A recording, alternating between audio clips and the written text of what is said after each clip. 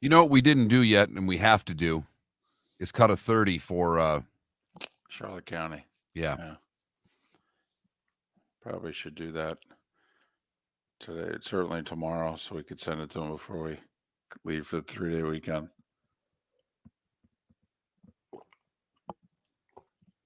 And we could try to wing one. Would take a couple of minutes figuring out what we're going to say, but wow, we've been on for a while and no one's even popped in the room yet. That's unusual. There it is. There it is. Good morning, Spitz. Made me feel like no one was here for a minute.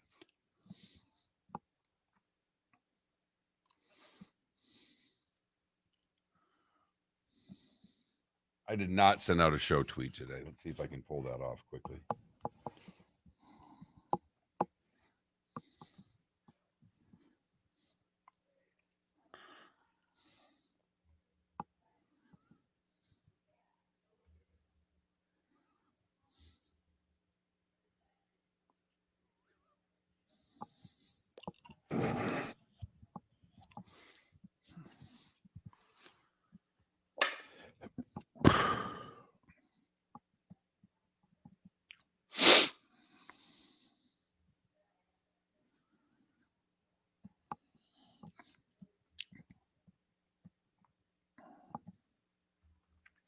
Yo, what up?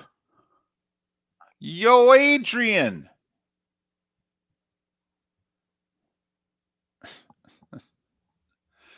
I woke up out of a sound sleep, and I still had like 25 minutes left on my alarm clock to sleep. And yet, I feel pretty good this morning. Maybe, AJC. Maybe. Little drama.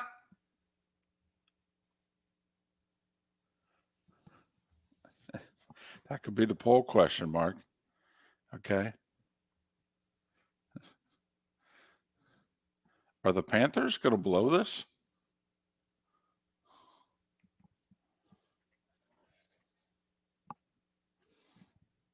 $19.42.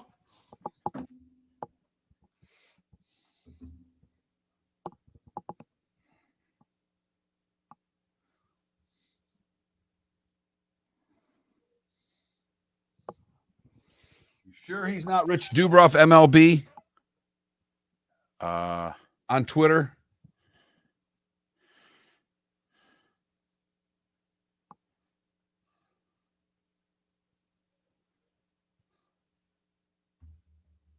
I'm going Rich Dubroff MLB. There's a pitcher. The other one doesn't have a pitcher. Yeah. Hold on. Yeah, he sent out tweets last night. Yeah, Rich Dubroff MLB. Yeah.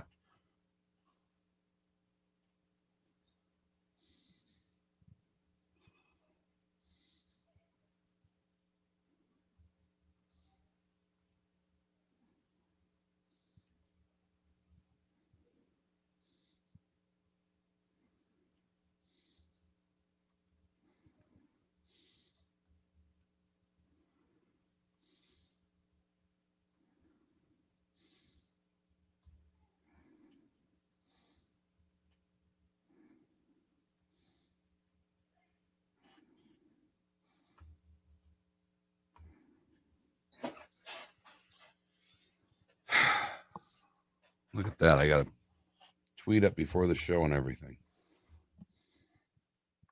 All right. I'm switching this over. All right. We're doing this. Yeah. By the way, where's the Nathan McKinnon's better than Connor McDavid talk now, ambient?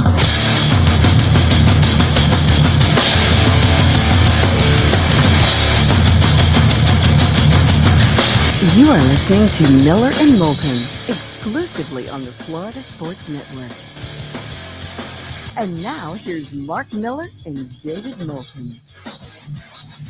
Top of the morning to you on this hump day, this Juneteenth. Are things heating up in the sports world? As we ask the question, how the heck are you? Miller and Moulton, millerandmoulton.com, Miller_Moulton on X. Top of the morning to you, Mark. How are you? Good morning, David. I'm doing well after seeing the hockey season extended for a few more days. Yes, we got some drama. I'm rooting for the Panthers. I am. I'm a Floridian. I want to see the Florida Panthers hoist Lord Stanley's Cup for the very first time. But yesterday, guy who cleans my pools, an old friend, has a side gig, side hustle doing pools, and he's an ex-hockey player. And we talked, and he said, I just want Edmonton to win because I want more hockey. And I said, that's where I'm torn. I don't want this season to end yet. I'm not ready for hockey to be over with. And it's not. No, it is not. Connor McDavid has said, hold on, everyone. I'm not finished. Hold my beer.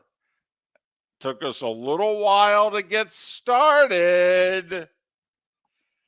Is this like a golf match in which somebody's like 6 up at the turn and all of a sudden they make a careless bogey on like 11? And then the guy who's 5 down with 7 to play just starts rattling off birdies, and now he's 2 down with 3 to go. Well, David, you're saying golf. This is Tiger in the U.S. Amateur when he was down 5 after 18. Against Steve Scott, yeah. Because obviously the other player is an excellent player to put himself in that position, but he was playing against the best amateur in the world. And the Florida Panthers are a very good team. They're a very solid team, top to bottom. Great players, great goaltending, but they are playing against the best player in the world. The best player in the world, period. Can everybody stop it? Yeah, we've got a diehard Colorado sports fan who follows us and is very supportive of us in the Twitch chat room, and we like him a lot. And we're very appreciative of all his support. But he has tried to say, this Nathan McKinnon guy, yeah, he's outstanding. He said, and you know what? I'll make him number 2 if you want. Sure, I can do that. But come on now. I mean, we know who the best player in hockey is. That thing is on a string when he is going. It is something to watch. I think his ability to stick handle at that speed is like nothing I've ever seen before. Been following the sport my whole life. This is unprecedented. He is the best player in the world. He might be the best player ever. And I'm not joking around when I say that, David. That's one of the greatest assists I've ever seen. Ever. Last night. That was damn ridiculous. If you see one goal from last night on the highlights, if you're not into hockey, okay, could you just go look up the goal that Edmonton scores to go up 4-1? Turned out to be the game winner. Okay, in which McDavid literally goes through the entire Florida team and passes it over to Corey Perry, who roofs it and makes it 4-1. Unreal. And yet at the same time as the hockey game is going on last night, word begins to leak out of the passing of a sports icon. And obviously most people who are listening right now never got to see him play since he hasn't played in a major league game in 51 years. But everyone knows of the Say Hey Kid, Willie Mays. And Mark, we just spent some time and you made the case that Connor McDavid could very well be the greatest hockey player of all time. There are many who believe that the greatest baseball player of all time passed away yesterday afternoon at the age of 93.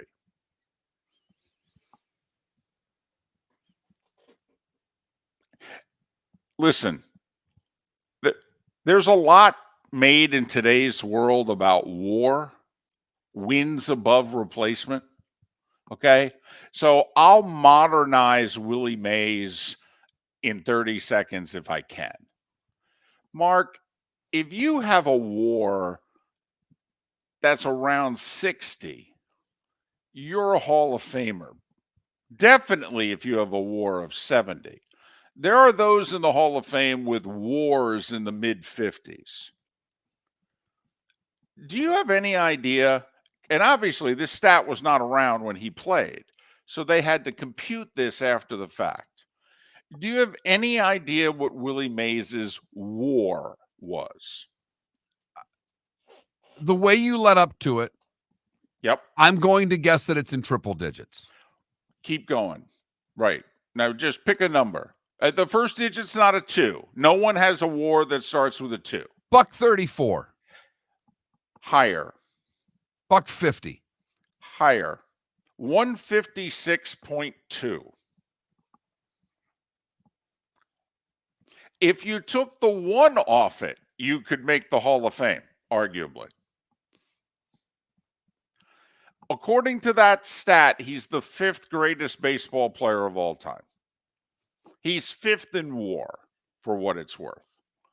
Ruth, Bonds, and Cy Young and Walter Johnson are the top 4. Not in that order. I think Ruth's 1. I think Bonds is 4. It's ironic. Willie Mays is Barry Bonds' godfather. pretty good family dinner. So not only that, Barry's dad wasn't too bad either. No. But so also 156 WAR. 156 and change. Correct. This is his WAR. Take a look at the guys who go into the Hall of Fame recently. They have WARs in the 60s. A terrific player has a WAR in the 70s. Right. 156 and change. His WAR's higher than Hank Aaron, who's in the 140s, by the way. Not talked about much. Willie Mays missed darn near 2 full years in the Korean War. Served in the Army when he was 21 and 22 years of age. You know, it's been talked about a lot that the years that Ted Williams missed basically 5 years for 2 tours of duty, World War II and Korea, and what it did to his stats. Well, I mean, Willie Mays at 20 hit, I believe, 20 or 21 homers. And at 24, I think hit 40 or 41 home runs. So if you just want to, 2 average years in the middle, just kind of, would he have hit around 60 home runs? David, in 1952, he played in 34 games before going into the war. Right. So he missed basically a full season. He missed 5 of the 6 months. And he only batted .236. I bring that up because he missed the 1953 year. Yeah, so he missed. Comes back in 1954. You know, after missing 2 years because of a war. Right. Korea. Not wins above replacement. Right. You know, an actual war. Right. Korea, not Kansas City. Right. And in that first season back, he played in 151 of the 152 games. He had 195 hits. He had 41 home runs, 110 RBI, and batted a mere .345. Right. Yep. First full year back from Korea. Yep. 24 years old, 23 years old. By the way, his OPS was 1.078, in case you really wonder, you analytic folk. Right. There you go. Just, trying to modernize Willie Mays for you. Right. Mm-hmm. Arguably the first 5-tool player. Also, that's where that came from, to be able to hit with power, hit for average, run, throw. He was the guy. Played in a ballpark in which they think it cost him hundreds of home runs because he played in Candlestick. Windy is and windy, which came in from left field, and he was a right-handed hitter. Now, he could go to right center, but they think playing in the ballpark that he played in cost him numerous home runs over the course of his career. And he played 15 years in that ballpark.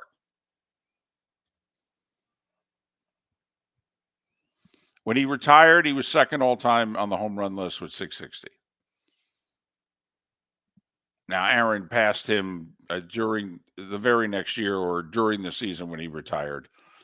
But you could make the case that Mays would have retired without his 2 WAR years. Okay, that Mays would have retired either right at or slightly ahead of where Babe Ruth was on the all-time home run list. Hank Aaron still would have passed him.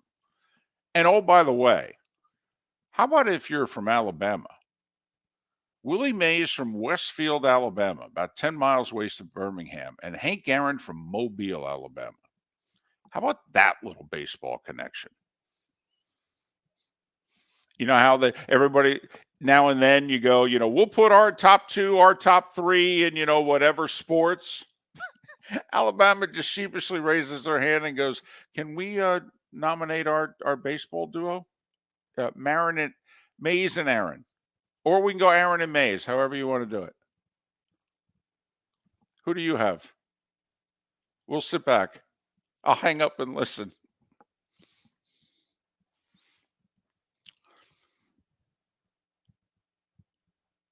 It is fascinating. You have always brought up the mutuals from North Dakota. You start bringing up, these obscure places where these great ball players are from. It's kind of odd. But Westfield, Alabama, about 9-10 miles west of Birmingham. And as it so happens, Major League Baseball tomorrow is going to play that special in-season game at a smaller ballpark, and it's going to be in Birmingham at Rickwood Field, in which they are literally honoring Negro League Baseball and Willie Mays, who played at Rickwood Field for the Birmingham Black Barons in the Negro Leagues. And that's where the Giants discovered him as a teenager and then signed him. He was only the 10th black player in the history of Major League Baseball in 51 when he debuted.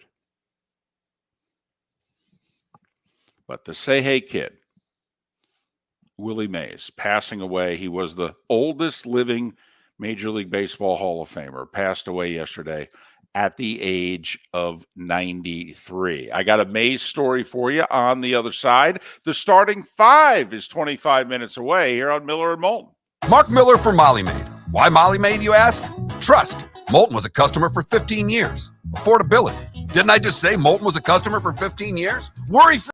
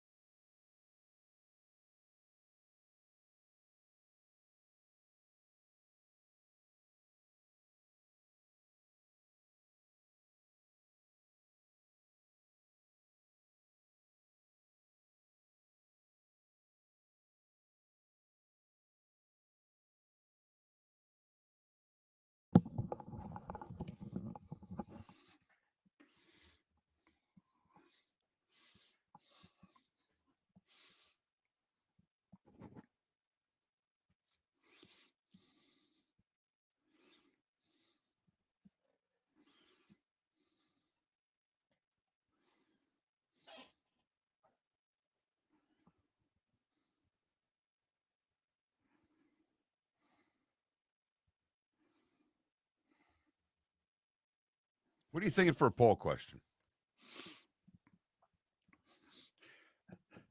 Are the Panthers going to blow this 3-0 lead? Do you think the Panthers, because we're not on Friday, Right. something along those lines? Or we could just say Florida,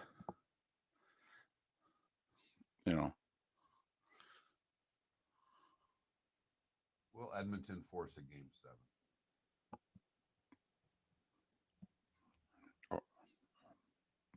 I was even going to ask, are they going to come back and win the cup?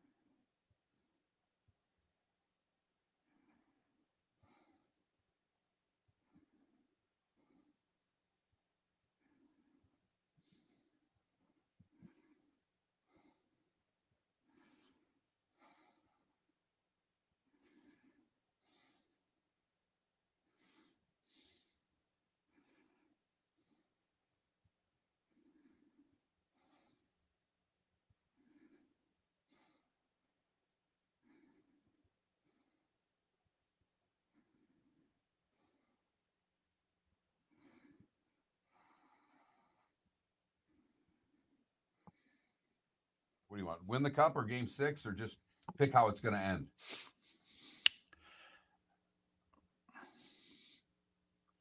How does the Stanley Cup end? Edmonton in 7, Florida in 6, Florida in 7. Yeah.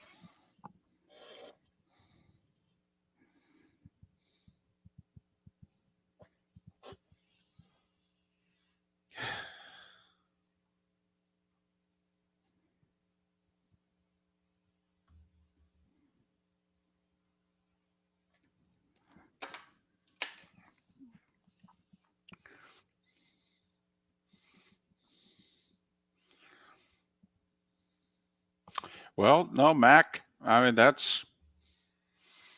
listen, that's pretty damn good, especially, that's pretty damn good. In ambient, we're not on Friday because David has a lot of things to do, and I'm not doing 4 hours producing and hosting a show by myself. Right. As simple as that. Yep. Besides,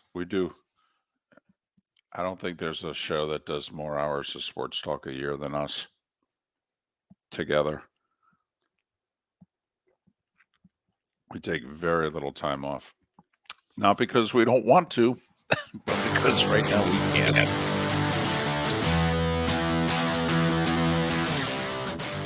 You're listening to Miller and Moulton, only on the Florida Sports Network. 21 minutes past the hour. Thanks so much for being with us. Miller and Moulton, millerandmoulton.com, Miller_Moulton on X. Terrific lineup today. John Forslund, Pat Kirwan. We'll talk a little Major League Baseball in our Diamond District bonus hour as well. Big series got underway last night in the Bronx. Yankees taking game 1 of the 3-game showdown with the Orioles. And obviously, it's a little difficult for a couple of guys in their 50s who, I mean, I do, Mark. I was 7, a couple months shy of 8. And I do remember faintly Willie Mays as a Met in 73 with them making their run to win the pennant and then in the World Series. Actually, the image that was frozen in my mind was Willie Mays was on deck. There was a controversial call in game 2. The Mets ended up winning in extra innings, but a runner was called out at the plate, and it looked like the A's catcher had missed the tag. Okay. And Willie was arguing, and he was like down on one knee to the umpire, like pleading with him. All right. And was he asking for replay? No, he had the hands stretched out, but not, like the signal now where they say put on the headset. Gotcha. Okay. Right. No, it wasn't the hands outstretched, beyond the ears. It was the hands outstretched, like he would be at the front of the church, just. Did you ever interview Mays, though? I knew your time in Binghamton, Yes. you'd go up to the Baseball Hall of Fame, and at the Yes. Baseball Hall of Fame, they And- were all there, and I know you, so my guess is that somehow you figured out a way to get a microphone in front of him. One time, I was lucky enough. I worked in the Binghamton, New York market for 3 years, and there were, in all local markets, when I remember Mark interviewing for the job, and they said, listen, we got a few big things in July, Cooperstown, August, the NASCAR race at Watkins Glen, and then in September, they had at the time, it was a PGA Tour event, the BC Open. It's now a Champions Tour event. They're like, listen, that's like our summer, big summer lineup. And I'm like, yeah. And they're like, so, most people take vacation time in the summer.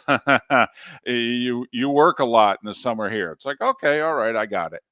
So I got the job in mid-June and mid-July, late July, it's Hall of Fame weekend in Cooperstown. And in the class of 91, my first summer in Binghamton, Gaylord Perry was part of the Hall of Fame class.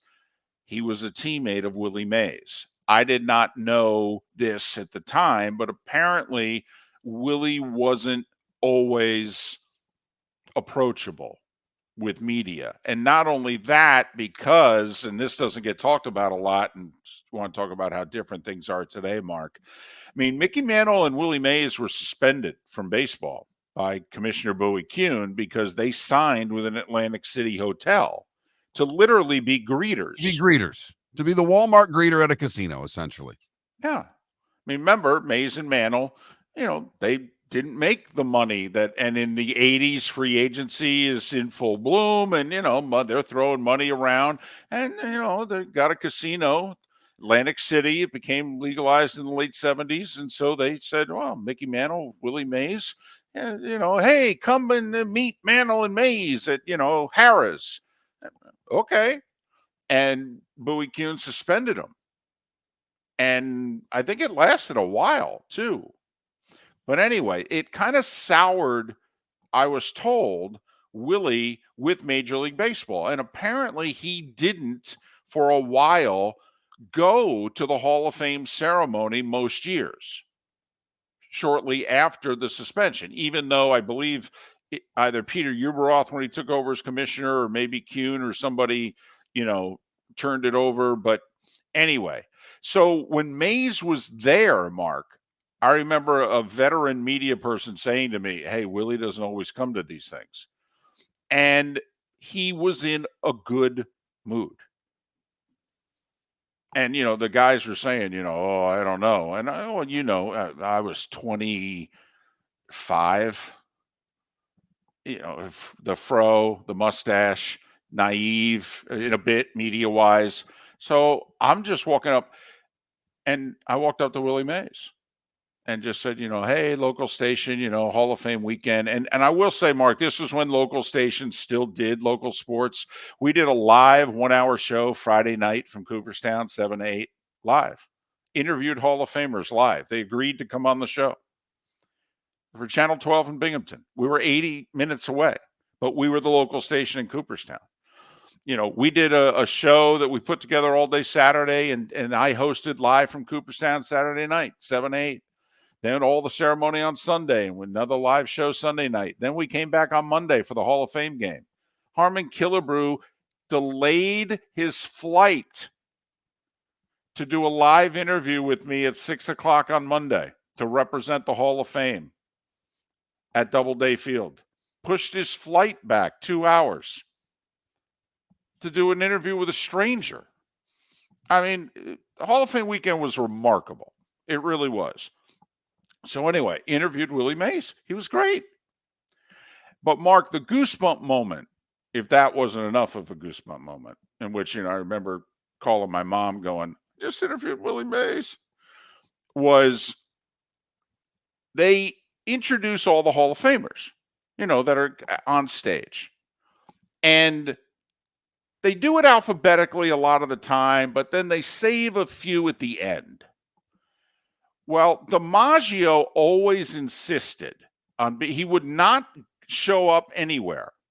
Old Timers Day, Yankee Stadium, Hall of Fame. DiMaggio would never show up unless he was introduced last, and he was introduced as the greatest living ball player. The last 3 players who were introduced that year at Cooperstown, I have goosebumps talking about it.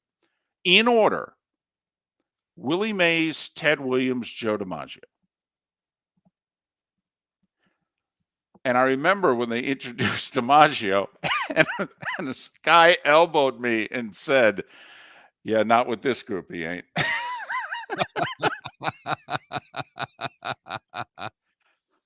So the one interaction that I had with the legendary Say Hey Kid, he was in great spirits. Apparently he loved Gaylord, loved talking about him, because that's what I approached him with. I want to talk to you about your teammate Gaylord Perry. And he lit up. He's like, well, that's actually why I'm here. Oh, great. That's why I'm here. So I had a good encounter. Great story. Great story. Willie Mays, as David pointed out, his WAR was 156 and change. Hank Aaron's was 143, by the way. Mike Trout's going to go in with a WAR of like 80 or something like that. I mean, just to give you an idea. I mean, where do you want to start? Remember, he had nearly 3,300 hits. He missed 2 years in his young prime. I mean, he would have had, for service in Korea, he would have had 3,700 hits easy. All right. Lifetime 301 hitter, by the way, who also obviously hit for a little bit of power with 660 home runs, just shy of 2,000 RBIs, probably would have had 2,200 RBIs if he hadn't served our country for 2 years in the Army at 21 and 22 years of age for the Korean conflict. Here's the great thing. They played multiple all-star games for a few years. People don't remember that. They actually had 2 all-star games in the early 60s for a few years. And that's why Willie Mays, it's listed, he played 22 years in the majors, yet he played in 24 all-star games. How absurd does that seem now that there were multiple all-star games? We don't even I know. watch one. And that's all 4 sports combined. Yep. So 12-time Gold Glove Award winner. I think it would have been more, but I don't think the Gold Glove was around when he started his career. R.I.P. to the Say Hey Kid. Miller and Moulton. The starting 5 is next. Located on the East Trail, locally owned Naples Tiki Bar and Grill is an outdoor eatery next to the Hitching Post Shopping Center. Island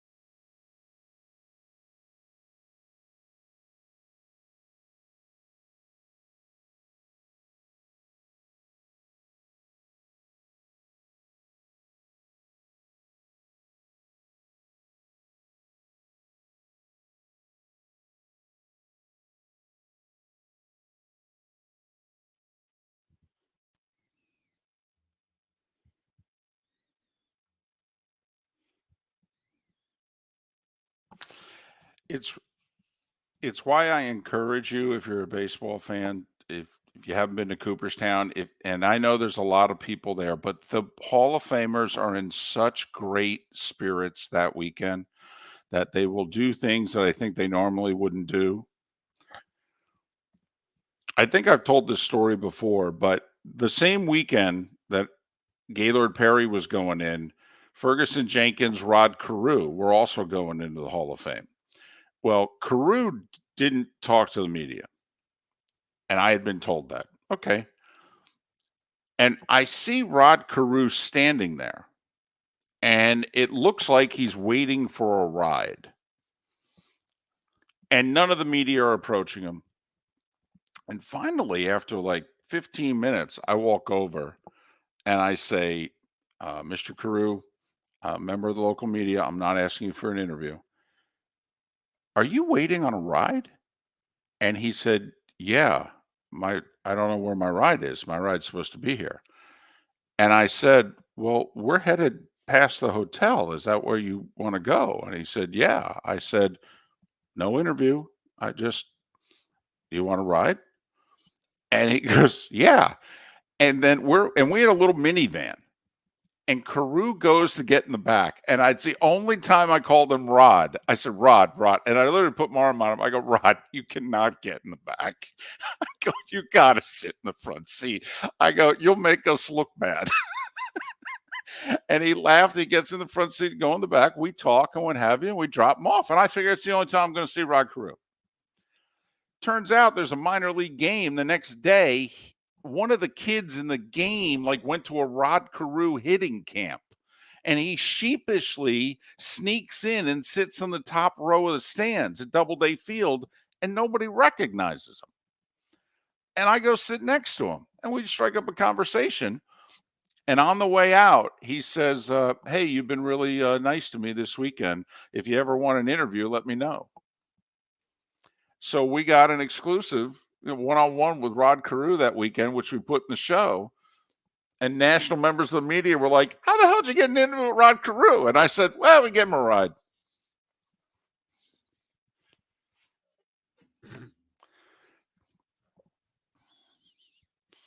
But I didn't know anything about Johnny, you're a little bitter this morning. I'm going to say, you're probably, I'm not saying you're wrong. You're a little bitter. Well, it's the same expression, died, passed away. And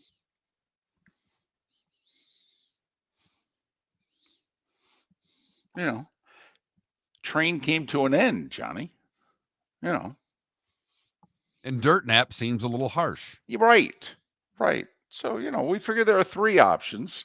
We went with the most gentle one. Remember, Johnny, I've been encouraged to be gentle in the face. Trying to be softer.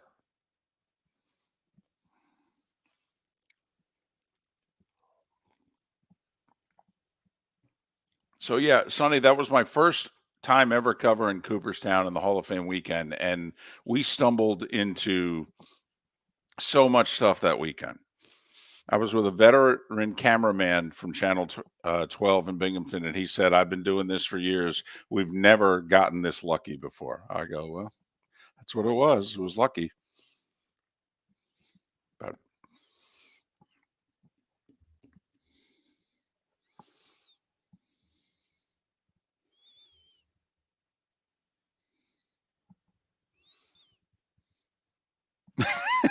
right. He climbed the curtain eternal.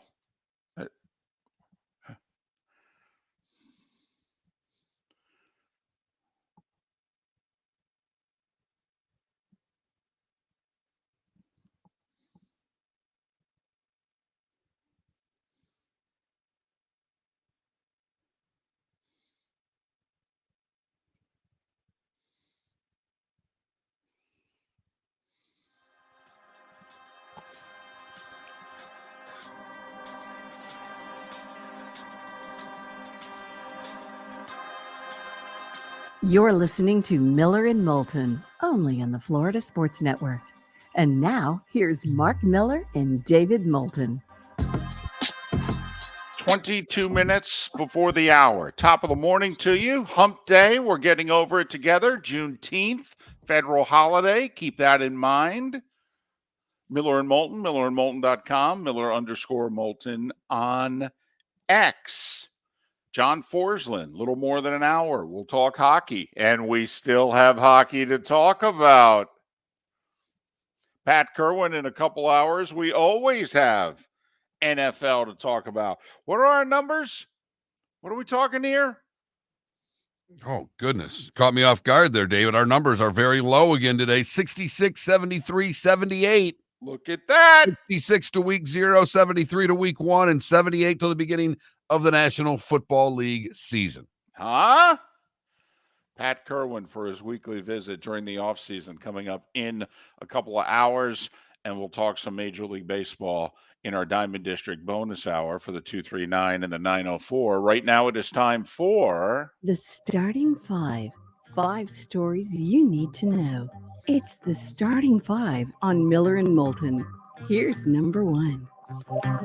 Well, number 1 is certainly the passing of Willie Mays, one of the greatest baseball players of all time, many insisting that he was the greatest player of all time. He was the oldest living Hall of Famer, passing away peacefully yesterday afternoon in the Bay Area, surrounded by friends and family. Willie Mays was 93, a 24-time All-Star, 2 MVPs, 12 Gold Gloves, the catch. You know, Dwight Clark in football has the catch. 81 NFC Championship game. Willie Mays in baseball, the catch. The 54 World Series at the Polo Grounds.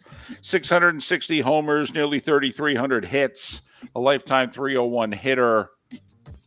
And if you want to somehow put numbers next to Willie Mays of a modern era, 5th all-time in WAR.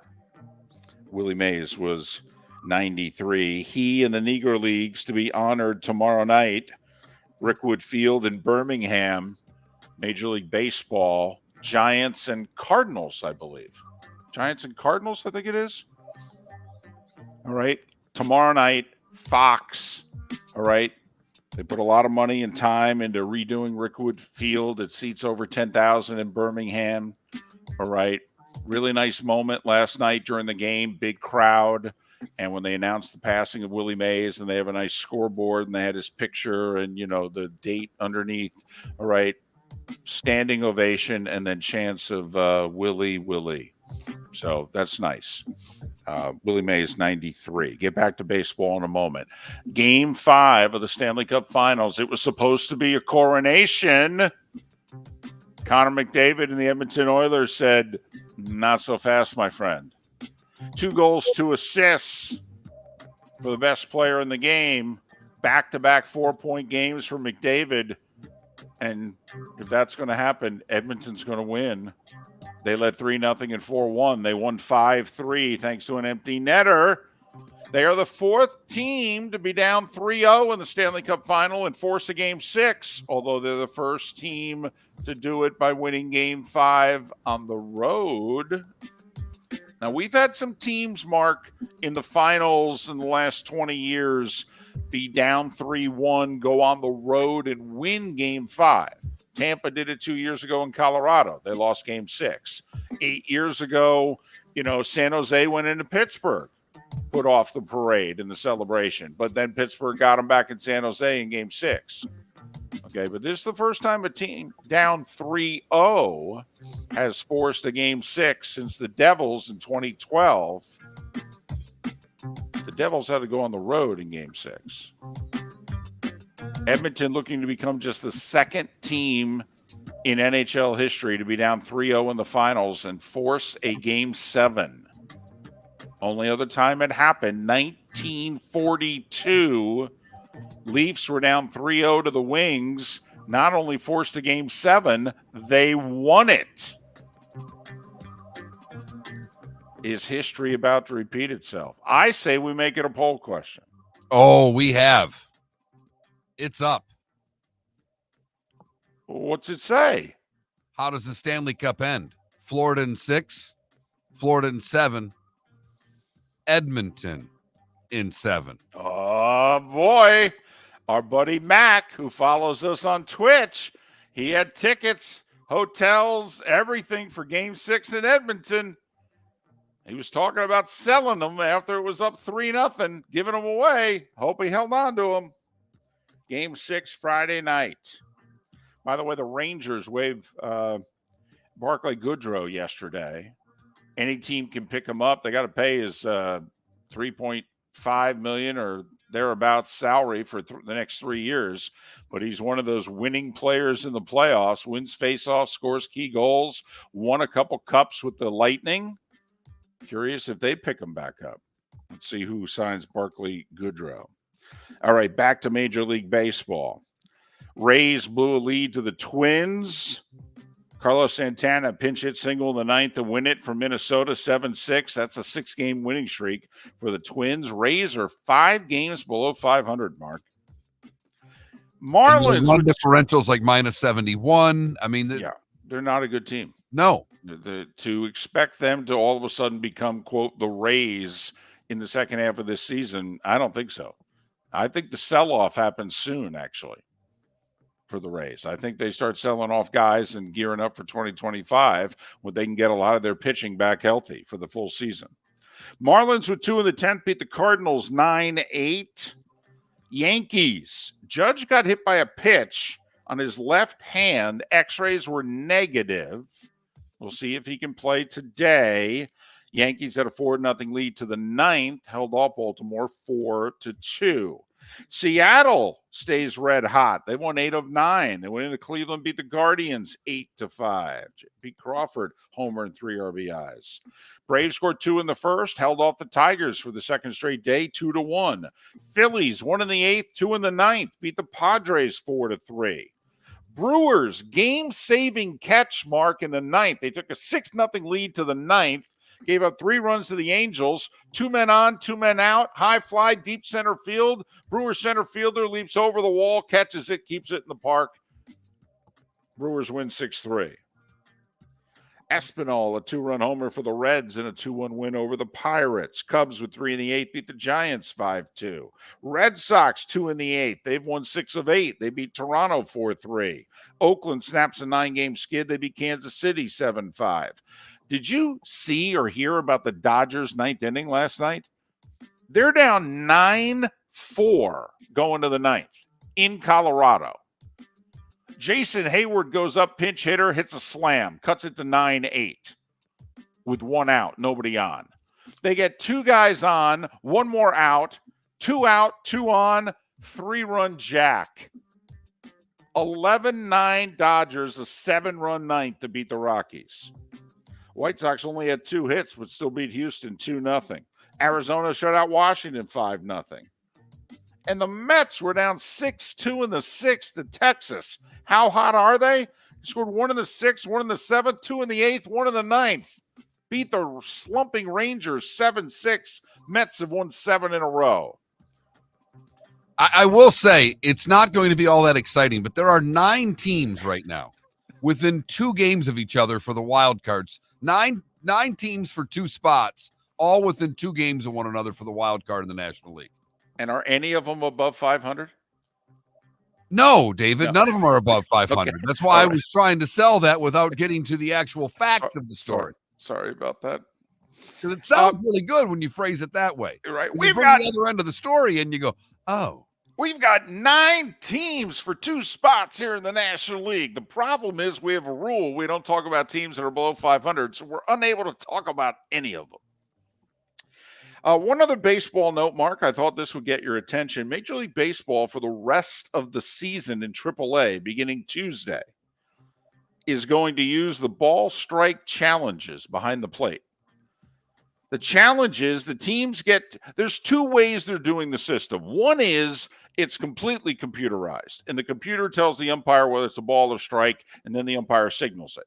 Okay. Or the umpire calls the pitches, and then the teams can challenge whether or not the umpire missed the call. And that seems to be the system that most think will go forward. As much as I want the robotic umpires, the overwhelming momentum is for umpires to still call balls and strikes and there to be challenges, much the way we have in tennis. In some minor leagues, you get 2 challenges per game. In other minor leagues, you get 3 challenges per game. Here's the deal, though. If you challenge and you're successful, you don't lose the challenge. So in theory, if you got Angel Hernandez behind the plate and he's missing 15 calls, you could, in theory, challenge all 15 calls and be upheld by the computer. So the earliest, by the way, that Major League Baseball is saying that they're going to go to this system in the majors will not be next year. It will be 2026. But for the rest of the AAA season, they are going to use the computerized challenge system and see how it goes. College baseball, Knowles stay alive. They beat North Carolina 9-5. Now they got to beat Tennessee twice to advance to the finals. Meanwhile, Kentucky and Florida got postponed. They're going to play at 11 o'clock today. The winner then will get 2 cracks at A&M. Euro 2024. Turkey beat Georgia. I didn't realize Kirby Smart had a team in this. 3-1. Portugal, Ronaldo playing in a 6 Euro championship beat Czechia 2-1. There's 3 games today. They're on FS1 and Fox at 9 a.m. and noon on FS1, and 3 o'clock on Fox is Scotland and Switzerland. Hey, we got a big cricket match today, Mark. USA in the final 8 against South Africa, 9:30 a.m. Got to be able to get good odds on the USA in that one.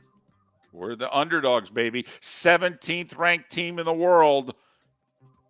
Upset Pakistan, knocked them out of the tournament, nearly beat India, lost by like 1. Whatever the cricket equivalent is of 1. All right, college football. Do USC. you even know what you're talking about right now? No, I don't. I don't understand scoring in cricket at all. I've tried, and I'm a fairly intelligent sports fan in terms of knowing rules, being able to pick up games and what have you. I know cricket is a blank slate to me. I know nothing about it. I have no idea. And I've tried. It just, I don't know. USC canceled a football home and home with Ole Miss for 25 and 26. USC took a look at their schedule and said, this schedule's brutal. What are we doing? And the state of Kansas. Remember a couple months ago when the voters in Missouri rejected financing new stadiums for the Chiefs and the Royals? Well, yeah, the legislature in Kansas just gave them a blank piece of paper and a pen. They said they've approved financing to build each a new stadium and each a brand new practice facility just over the border in Kansas. So Chiefs and Royals now have leverage, baby. We'll see if Missouri responds or if Missouri says, much like New York City did to the Giants and Jets, knock yourselves out, man. Go. You know, we'll still go to the games just across the border. It's 15 minutes. No big deal. And at 8 minutes before the hour, that was the Starting 5 every weekday morning at this time on Miller and Moulton. Did you care? Okay, some of your teams in Michigan moved to the suburbs from downtown, and then some have moved back. Did you care? Yes. I thought it was great when the Pistons moved to Auburn Hills. It was a lot closer. No, I mean, I was 100 miles north of Detroit. So Gotcha. For me, this never bothered me. We never went to Lions games, so them being in Pontiac, but I actually went to a lot of Pistons games when they played in the Silverdome before the Palace of Auburn Hills was built. It was an easy ticket to get. I was a big hoop fan when I was a kid, and we'd go to games quite often. But I love that they're all back downtown. Apparently, Steinbrenner came fairly close to moving the Yankees to Jersey. That Jersey put a blank piece of paper and a pen in front of him, and he seriously thought about it. Yeah, that would have been a mistake. Glad he said no to that business opportunity. I still think they should be playing in the original Yankee Stadium personally, but whatever. So just curious whether or not, if your team moved, if you're near a border, if they moved across the border, I mean, do you care or yeah, darn right I care. They're not in Kansas or in Missouri. Maybe not much longer. Rest of the decade, maybe. Miller and Moulton. Thanks for being with us. MillerandMoulton.com, Miller_Moulton on X. Visit Jason and Todd at the Diamond District. Todd, have you noticed every jewelry store in town sounds like a broken record? I do. We're all saying and claiming the same thing.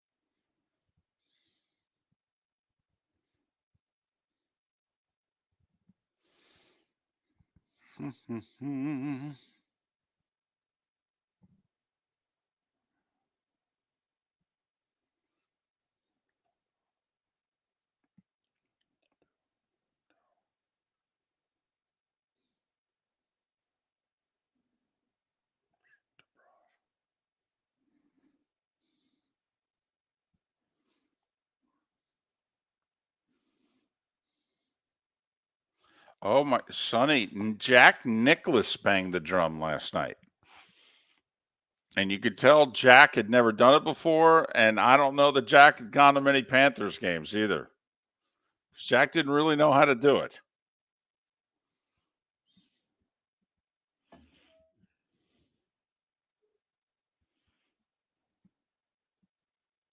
If there's a game 7, was it Mellenby who was it who came up with the rat? Mellenby. See, to me,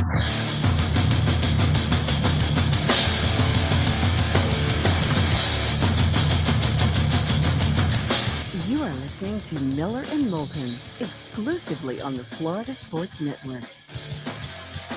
And now here's Mark Miller and David Moulton. Hour 2 of Miller and Moulton on this hump day, this Juneteenth. Thanks so much for being with us. MillerandMoulton.com, Miller_Moulton on X. John Forslund to join us 1 hour from now. Pat Kirwan to talk plenty of NFL next hour. Magic numbers for football are 66, 73, and 78 for week 0, week 1 of the college football seasons, and then 78 11 weeks tomorrow. Chiefs and Ravens kicking off the NFL season at Arrowhead. I've gotten a few texts from people, about if a team moves. Like even a Braves fan text me, okay, and, said kind of didn't mind at all when the Braves moved from downtown Atlanta. And I'm like, yeah, but you're still in the same state, though. You move from downtown to a suburb. Talk about, does it matter to you if your team just goes across the border? What's the city they'd be moving to across the border? I believe it's Kansas City. What's the name of the team? Kansas City Chiefs and Royals. I mean, I will say it's not the I'm trying to think, what is the suburb where the Braves play now? Are they in is it Gwinnett? No, they're not in Gwinnett. No, not Gwinnett. They're I'm having a brain cramp right now, and I used to live it's up 75 before. Yeah, it's just past Kennesaw. It's before Kennesaw. But it's a suburb. I mean, Marietta. Okay. Sorry, it just took me a bit. So, but like the Giants and Jets moved out of New York. They went across the bridge. They're in Jersey. Giants went first. Jets showed up about 12 years later. Said, hey, can we share the stadium? Sure. I mean, it's called Giants Stadium, but sure. Fortunately for the Jets, about 12, 15 years ago, they built a new stadium and they, took Giants off it. So at least they're playing at MetLife Stadium now. Whatever. People there still call Giants Stadium. But, and there was a big thing for a while. Why are they the New York Giants and Jets? They should, they're playing in Jersey. And I think for 1 year, I really do. This is in my head, late 70s. I thought the Giants for a year had an NJ on their helmet. It was a big political thing, and then I think the league stepped in and said, no, you're the New York Giants. Stop it. Right. Weren't politicians in Jersey trying to force the name change at one point? Absolutely. They're like, we spent the money. Okay, where's your New York Giants? No, you're Jersey now. And eventually the team and the league's like, yeah, they're worth a lot more if they're the New York Giants. But, that's why, the Bills try to say we're the only team in New York. We're New York's team. All right. Good luck with that. But so I just don't know if that matters. If a team, business reasons. By the way, Kansas is offering to finance 70% of the deal. They've said to both the Royals and the Chiefs, you got to come up with the other 30. But we'll finance 70%, stadiums, practice facilities, the whole deal. And I got to give the politicians in Kansas some credit, Mark, because obviously you got the whole rest of the state who's like, how are we going to benefit from this? This thing's like a mile and a half, across the border. Right? So they passed apparently a big tax cut over the next 3 years, over $1 billion in tax cuts. So they passed that first. And now they said, but here's what we want to do for the Chiefs and the Royals. And they're going to finance the whole thing, they say. Sports betting. Most of the money, sports betting, lottery, and they'll, going to build some entertainment districts around the ballparks, and they'll just, they'll tax some things there. So basically they're saying user tax. None of you in the rest of the state, none of your taxes are going up. This is how we're going to do it. Unless you're a gambler. Then, what can we say? So we talked about it for years. Our platform, we were going to run for Congress on it. We're going to pay teachers. We're going to pay firemen, policemen, best roads, best schools. Roads and schools. Yep. Whole deal. Funded on the back of the gambler. Yep. What are we going to do with the VIG? That's what we're going to do with the VIG. So we thought it made sense. Cincinnati. I don't know. To me, would it matter more? See, it wouldn't matter for the Chiefs. If the Tampa Bay Buccaneers played in St. Pete, and they're almost a bad example because their attendance is up and down depending on how the team does. But I don't think it would matter if it was 9 Sundays a year being played somewhere. I do think it matters for a baseball team that's playing 81 games. Okay. All right. You start moving that far away from where the majority of the population is, I think it will affect you. Because the Braves actually moved to where the people were. Now, I don't know the Kansas City metropolitan area well enough to be able to tell you where people are. But to me, from the football standpoint, it doesn't matter. Well, then, the metropolitan area is apparently a little over 2 million people. They're right. I don't even think it's a bridge. I mean, because the airport is like, you could darn near see the sign that says, welcome to Kansas from the airport. I mean, downtown's actually east of the airport, I think. And so, I remember taking a drive last time I was there. I was like, would they ever move? When they were, there was just kind of talk about it. I just went into Kansas, drove around and said, okay. It's the advantage you get renting the cars in those towns, David, because I've been to Kansas City a million times when I worked in the International Hockey League, but you'd get off the airplane, you'd walk onto a bus, you'd take said bus to the hotel, you'd take that same bus from the hotel to the rink, and maybe you'd see a taxi if you went out after the game. That would be the extent of it. Yep. And you know me, I insist on my own rental car when I'm on the road. That's the only prima donna I have in me. And it is wide receiver prima donna. They're like, well, we got this Uber system set up. I'm like, yeah, I don't do it. Don't know what to tell you. I need my own car. And I do it anyway. So, yeah, that's my diva wide receiver moment when I'm on the road. I need my own rental car. Sorry, CBS. Sorry, ABC. For that, Fox. Don't know what to tell you. I drive a hard bargain. And the fact is, they've never argued really with you about getting it. Nope. That's because the deals they get. I mean, you should see what they pay for the rental car. It's like, man, damn. I mean, it's ridiculous. But, hey, are we going to get a Game 7? Is Edmonton going to do something that hasn't been done in 82 years? Which is be down 3-0 in the finals and force a Game 7? Well, let me answer your question with the question. Are the Florida Panthers going to score a power play goal in Game 6? I got a better question for you. Are the Florida Panthers not going to give up a shorthanded goal? Another excellent question, David. Because right now the special teams for the Florida Panthers are, well, struggling. Mark, what do you mean? Just because when Florida has had the power play in this series, Edmonton has outscored them 2-1? Are you saying that's a problem? That seems to be a problem, David. And Bobrovsky last night did not look good. Well, and obviously he gave up 5 goals in a period and a half in game 2. Right. So they've gotten a Bob.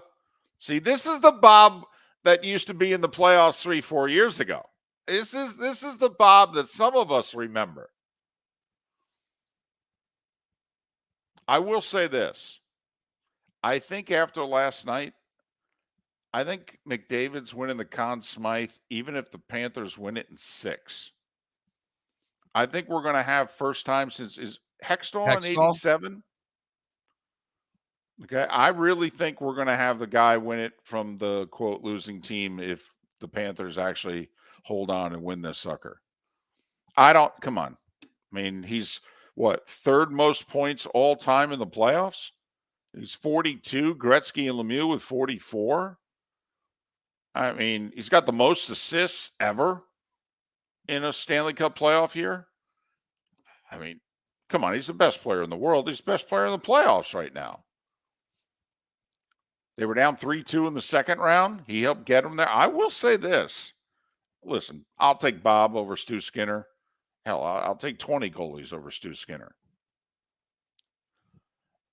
Since Skinner got benched midway through the second round series against Vancouver, he's been pretty good. And was it Ekblad that he made the stop on the cross ice pass in the first period? That was just an unbelievable save. Right. And Florida would have jumped out to a 1-0 lead. Hey, quite frankly, same thing happened in game 1.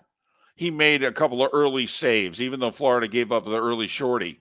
I mean, Florida put 35 shots on them in game 4 in an 8-1 loss. They put 30-something shots on them last night. And most of them came in the last period and a half. First time all playoffs that I questioned something that Paul Maurice said. Remember the in-between periods interview he did with Emily Kaplan, early second period? And he said, I kind of liked how we were 5-on-5 in the first period.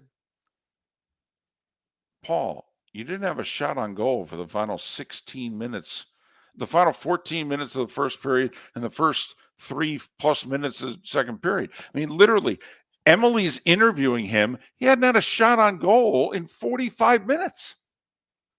And he likes how they're playing 5-on-5. And they're getting caught, David, in going back and forth with Edmonton. And you don't want to skate with this team. No. Because I don't know if anyone can. No. I think now I wonder how much of the score has dictated last night that they had to just flat open it up, take some more chances and what have you. But yes, Mark, they can't skate with Edmonton. No one can skate with Edmonton. And certainly not now. Although the one thing I will say, Mark, Draisaitl's MIA. Something's wrong with him. Honestly, if I'm the Panthers, I take Barkov off Draisaitl. I'm just focusing everything on McDavid because Draisaitl's not bringing anything to this. He really isn't. He's being carried right now by the best player in the world. The law firm of Michael F. Hornung specializes in criminal defense, DUI, personal injury, nursing home claims, and auto accidents. I'm a former prosecutor with over 34 years of experience.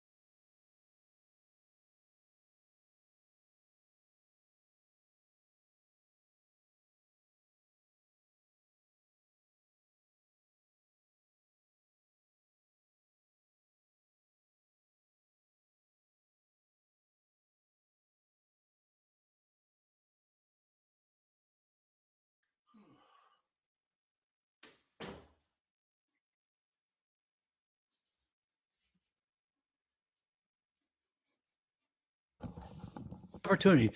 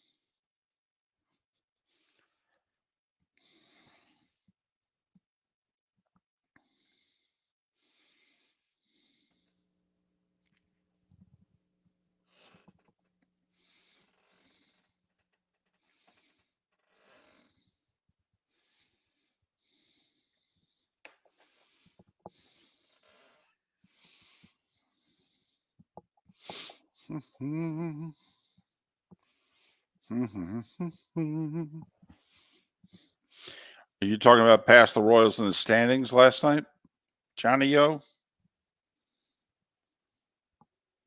Would they move a half a game ahead of them? Yeah, 4.5 back. 1-6 in a row. 6 back in a loss column, though, the Guardians, but I don't know if the Guardians keep up the pace they've been playing at. I tell you what, though, you look at their run differential and everything, David. It's terrific. It's up there. Yeah, they're plus 83. I looked at that the other day, like, will they come down? But I don't know. They have this, let's see, 5th best run differential. Yankees, Orioles are 1-2. Dodgers, Phillies, 3-4. Guardians.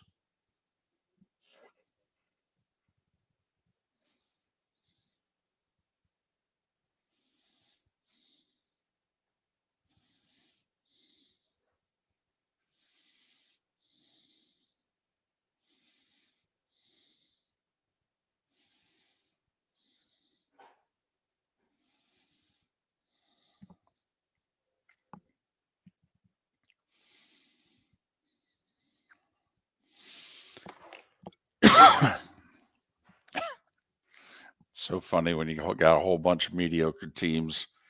One good week changes everything.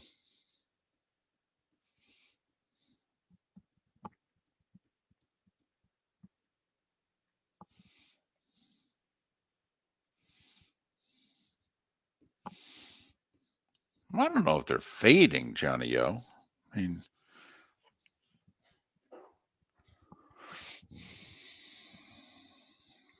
and they're also playing a good team here.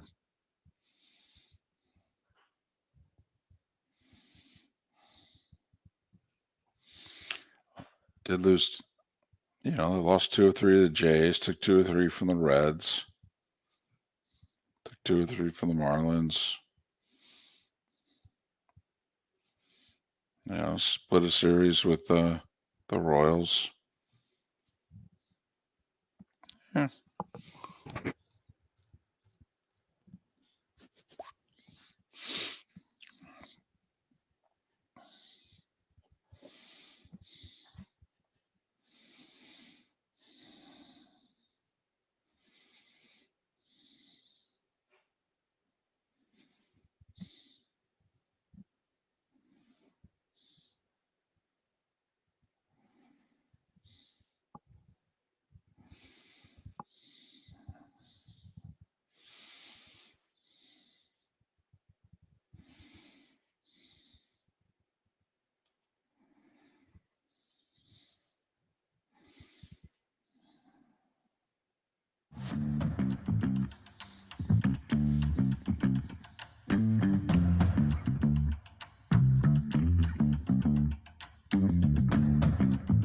You're listening to Miller and Moulton, only on the Florida Sports Network.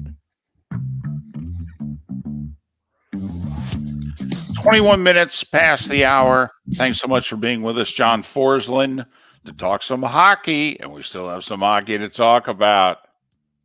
Thank you, Edmonton. We needed some drama. We had a drama-free Stanley Cup final and NBA finals in June. You added some drama. We thank you. But the big story in sports, early evening yesterday, news began to spread of the passing of Willie Mays. One of the greatest, some consider the greatest baseball player of all time. He was the oldest living Hall of Famer. He was 93. And I will say, Mark, and his numbers are obscene. And yet he is somebody that baseball people, when they talk about him, they don't talk about the numbers. And with a lot of baseball players, they do. But when people talk about Mays, Bob Costas apparently, well, first off, I do think Costas was doing the Yankees Orioles game last night, I believe, on Turner, and when the news broke. And so, I mean, if you were watching and listening, that's a good break because obviously Bob can talk eloquently about Mays and study of baseball history and what have you. But apparently, in one of our Twitch viewers let us know that Costas was just on the Today Show telling Willie Mays stories about how when the Giants were in New York and he played stickball with the kids, and the kids would wait for him after the day game. Okay, and he'd come home and he'd say, "Give me a minute," and he'd come out and he'd play stickball with him. And then he'd buy him ice cream. Could you imagine? No, being a kid. No, stopping by Trout's house for a game of stickball in the neighborhood. Right. Right. And it was a city game. Obviously, times were different 70 years ago, but. Are the apartments fair or foul when you play stickball? When you hit a building, is that fair? Does it have to stay on the street? Because, we had fields where I lived, David. I didn't live on city streets. I would go to the field and, we would make up a baseball field. Opposite field would either be out or opposite field would be foul, depending on how many people played. When we played either stickball or Nerf football in the apartment parking lots, it had to remain on the pavement. Everything had to remain on the pavement. That, there's a little bit of grass in between the parking lot and the pavement and then the apartment buildings. Okay. No, you couldn't. The grass was foul territory. Okay. I've never played stickball. I'm not a city kid.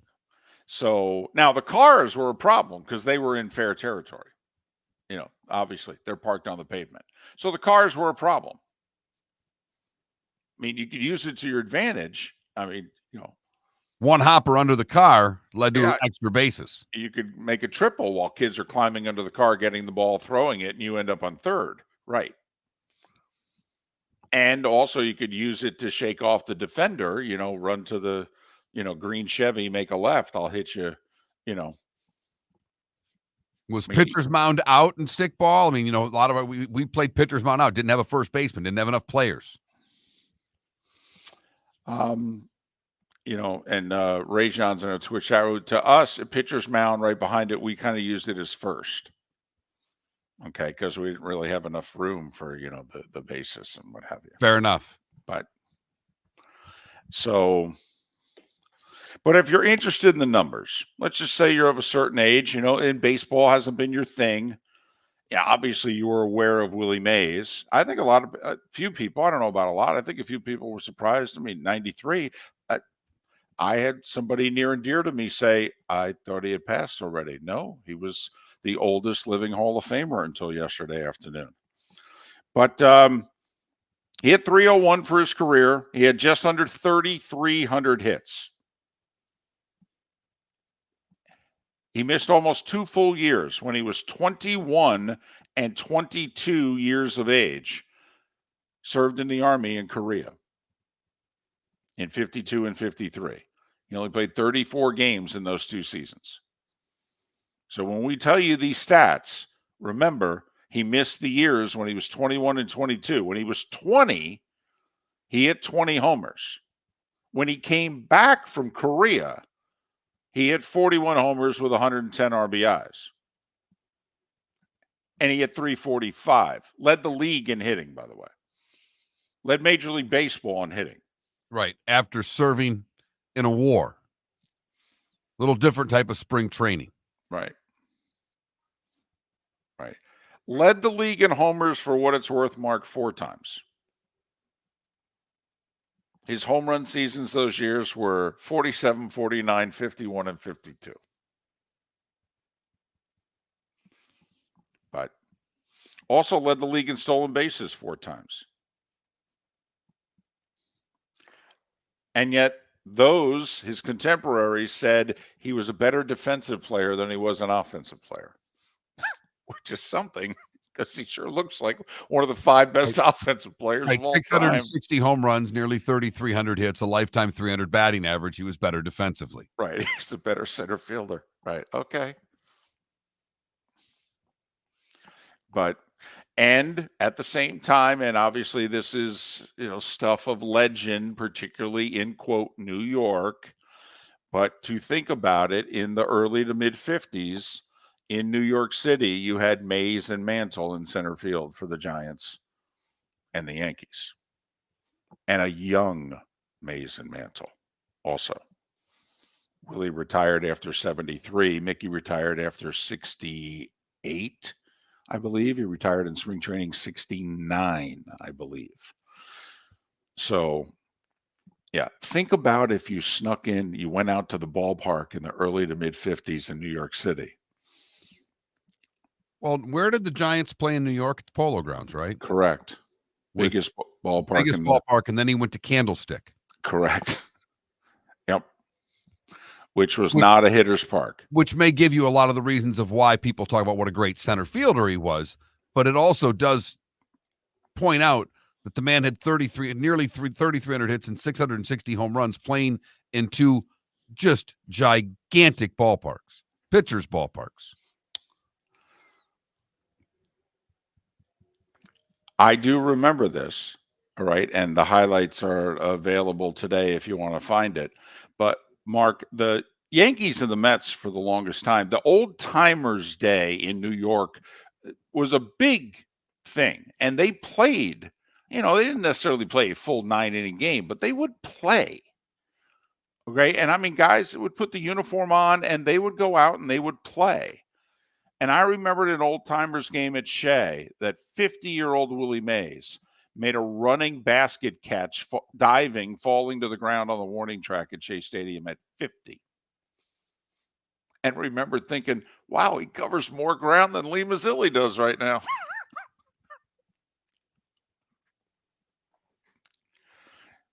But so, and if those of you either were fortunate enough to watch them, see them, meet them, between Mark and I, we only had one encounter with them. I was a local TV guy 33 years ago, Hall of Fame weekend in Cooperstown, had a 5-minute interview with Willie Mays. So that's all we bring to the equation. You want to text us 21,000, Twitch chat room, twitch.tv/Miller and Moulton. Love to hear your stories of the Say Hey Kid, baseball royalty, awarded the Presidential Medal of Freedom, I believe in 2015. Also, served our country in the Army, played in the Negro Leagues, helped break down the color barrier. He was just the 10th Black Major League Baseball player when he made his debut in 1951. Played for the Birmingham Black Barons in the Negro Leagues. And he and they to be honored tomorrow night, Rickwood Field in Birmingham, by Major League Baseball when the Giants and the Cardinals play. Thanks for listening. Miller and Moulton. The law firm of Michael F. Hornung has successfully represented the citizens of Southwest Florida for over 30 years. As a former prosecutor, the information I know is information you need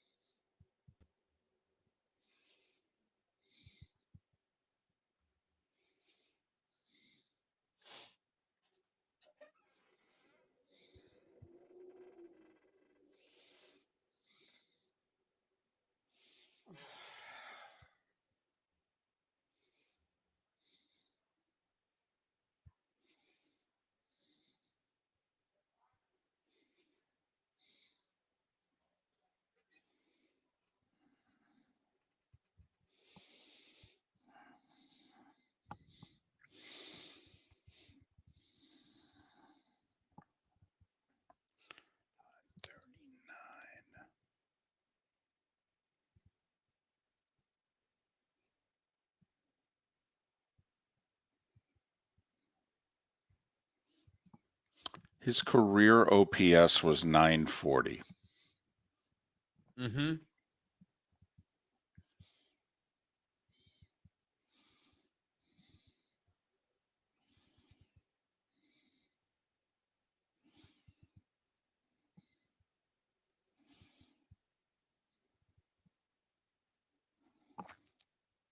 When he was 40, he led the league in walks.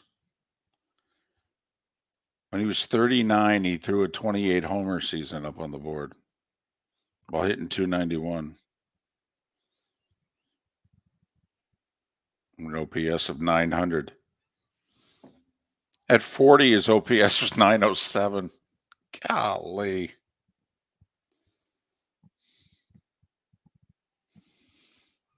Struck out only slightly more than he walked in his career. Struck out only 58 more times than he walked.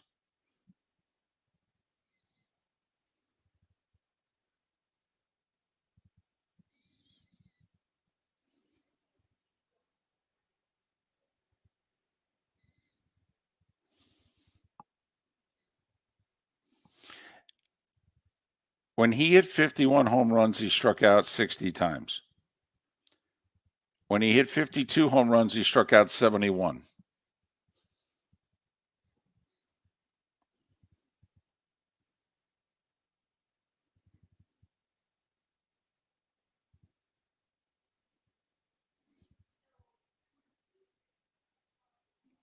You got to be bleeping me.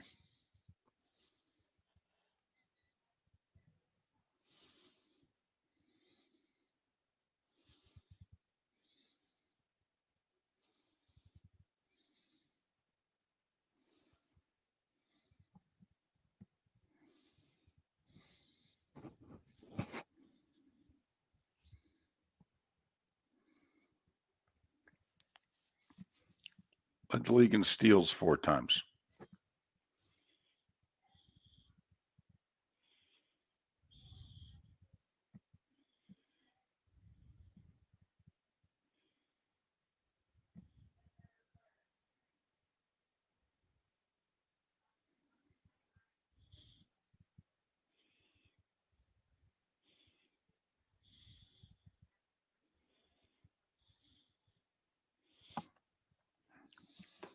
When he was 17 and played for the Birmingham Black Barons, he was still in high school, so he could only play on the weekends.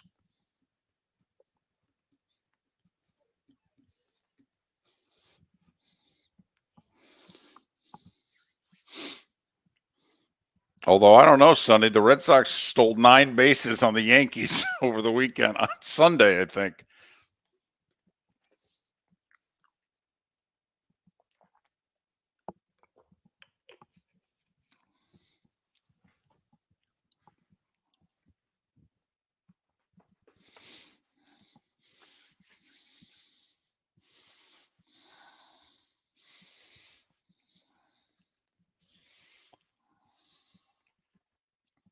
Hey,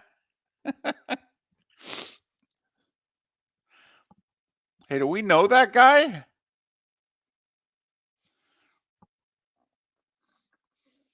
your family stop following us?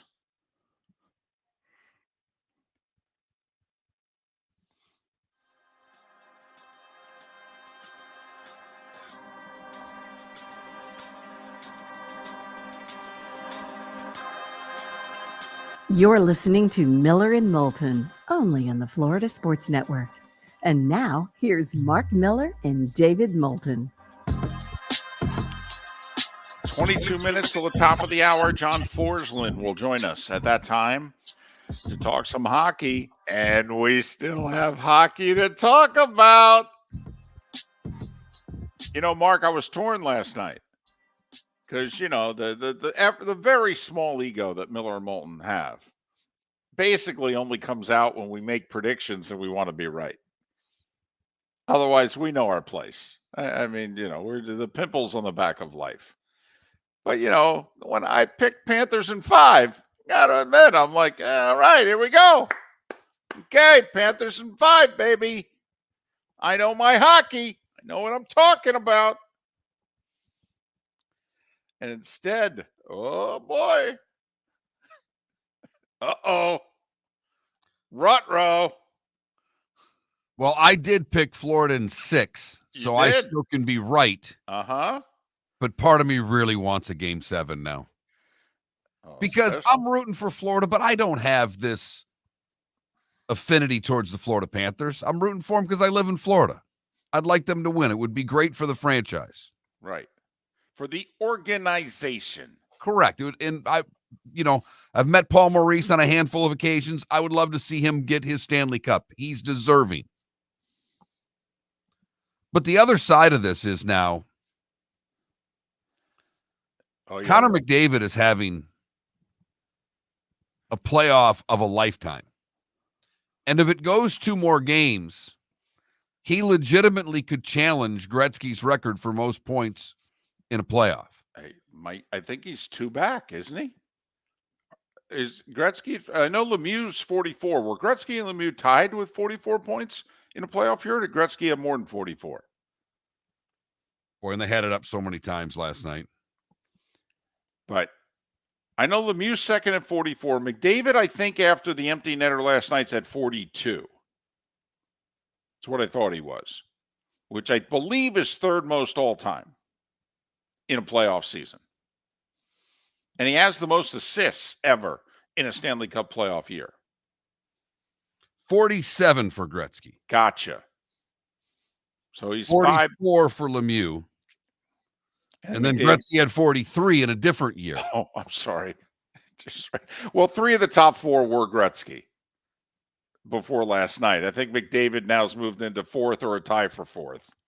Right. Okay. But he's 5 back. Well, he's at back-to-back 4-point games, which also apparently has never happened in the finals before. Thought that stat was thrown up there last night. I'm like, I'll be damned. That's pretty good. Scoring from behind the goal line. Going through 5 players and making a pinpoint perfect pass to Corey Perry for a goal. That was better than either goal. The assist last night is maybe the best play I've seen this year. Well, David, what he's able to do with the puck on his stick at the speed that he is moving is mesmerizing to me. That's the part of it that I think is sometimes overlooked. It's not just how well he stick handles, but how well he stick handles at top speed. And his top speed seems to be faster than nearly anyone else's that's ever played the game. So now we got some drama. Let me ask you this, though. Normally, like Rory, people wanted to throw out the C word Sunday. Rory choked. Then he was a crybaby. Well, sorry, I'm just putting more C words on for you. Okay. But you're enjoying it, though, too. Now, you kind of like piling on Rory. I do. Yes. But is Florida choking here, or has Edmonton just found themselves and it's like, it took us a while, but now we've figured you out, and our A game is very different from your A game, and you don't have anything for our A game. See, I didn't think Edmonton could do this to Florida. I didn't. Because they're outplaying Florida. Florida's been on their heels. Florida hasn't been on their heels the whole season. Florida goes forward. Florida forechecks you into the ground. All right. And they're talented enough that even if you're supposedly a better skating team, their system, their physical play, they keep you in check. They win. Yeah. But Edmonton's making that first pass, whether it's a D to D pass or whether it's a D to a forward pass, David, they're able to make the first pass out of their zone. When you can make that first pass cleanly, it negates a lot of the forechecking that Florida's trying to do, and it disrupts everything that they're about. They're a team, you just said it, they are a team that lives by forechecking. If they cannot establish their forecheck, it makes it more difficult for their style to work. And last night they weren't able to really establish much of a forecheck. Well, they did once they got behind 3-0 and 4-1. Yeah. I mean, the last almost half of the game, after the McDavid pass to Corey Perry, which I think was at the midway point of the second period. I mean, Florida was, they were gambling though. They were sending more guys in and what have you, but they had Edmonton on their heels. And that's why, Mark, this has been a fascinating series. This is like a football game now where, Florida's the bigger, stronger team, and they came out. The funny thing, though, was that game one, who outplayed whom? Edmonton was great in game one. Bobrovsky stole a game. Remember, Edmonton went to the locker room thinking, oh, we play 6 more games like this, we'll be fine. Then Florida dominates game 2, even though it was 1-1 going to the third. And Florida dominates the first 2 periods of game 3. But then, Mark, there's 6 periods in a row where Edmonton's kicking the tar out of Florida. I mean, what was the goal differential? Third period of game 3, Edmonton scored 2. Florida didn't score any. Then Edmonton wins game 4, 8-1. So that's 10-1 heading into game 5. And then it was 3-0 and 4-1.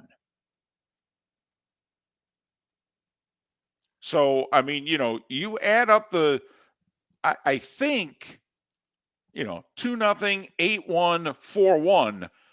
That's 14-2 in a 6-period span, almost 6 full periods that Edmonton put up against Florida. 14-2.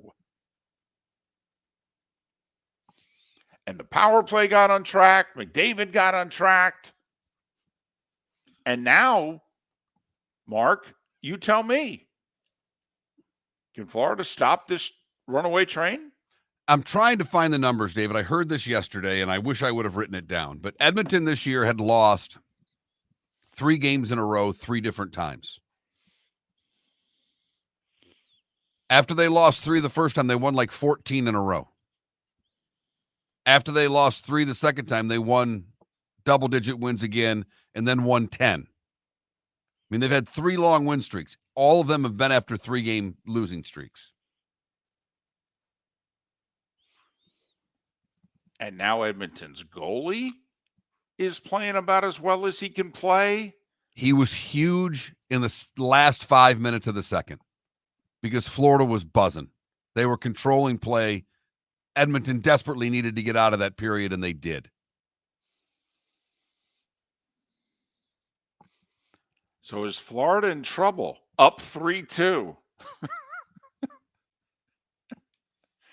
Once again, though, another 72-hour wait. If you're Florida also, you're going to travel today, or are you going to do it like last time?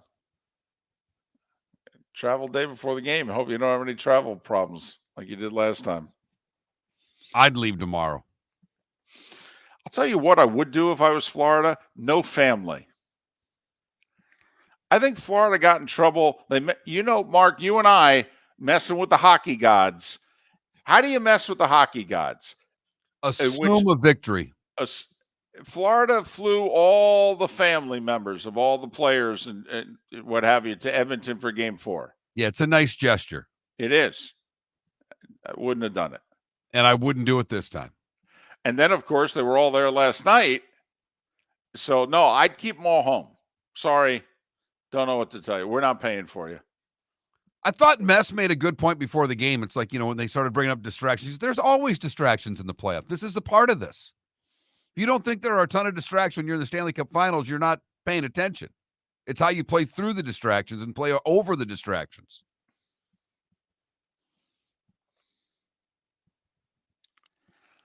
So it's our poll question. How do you think this sucker's going to end?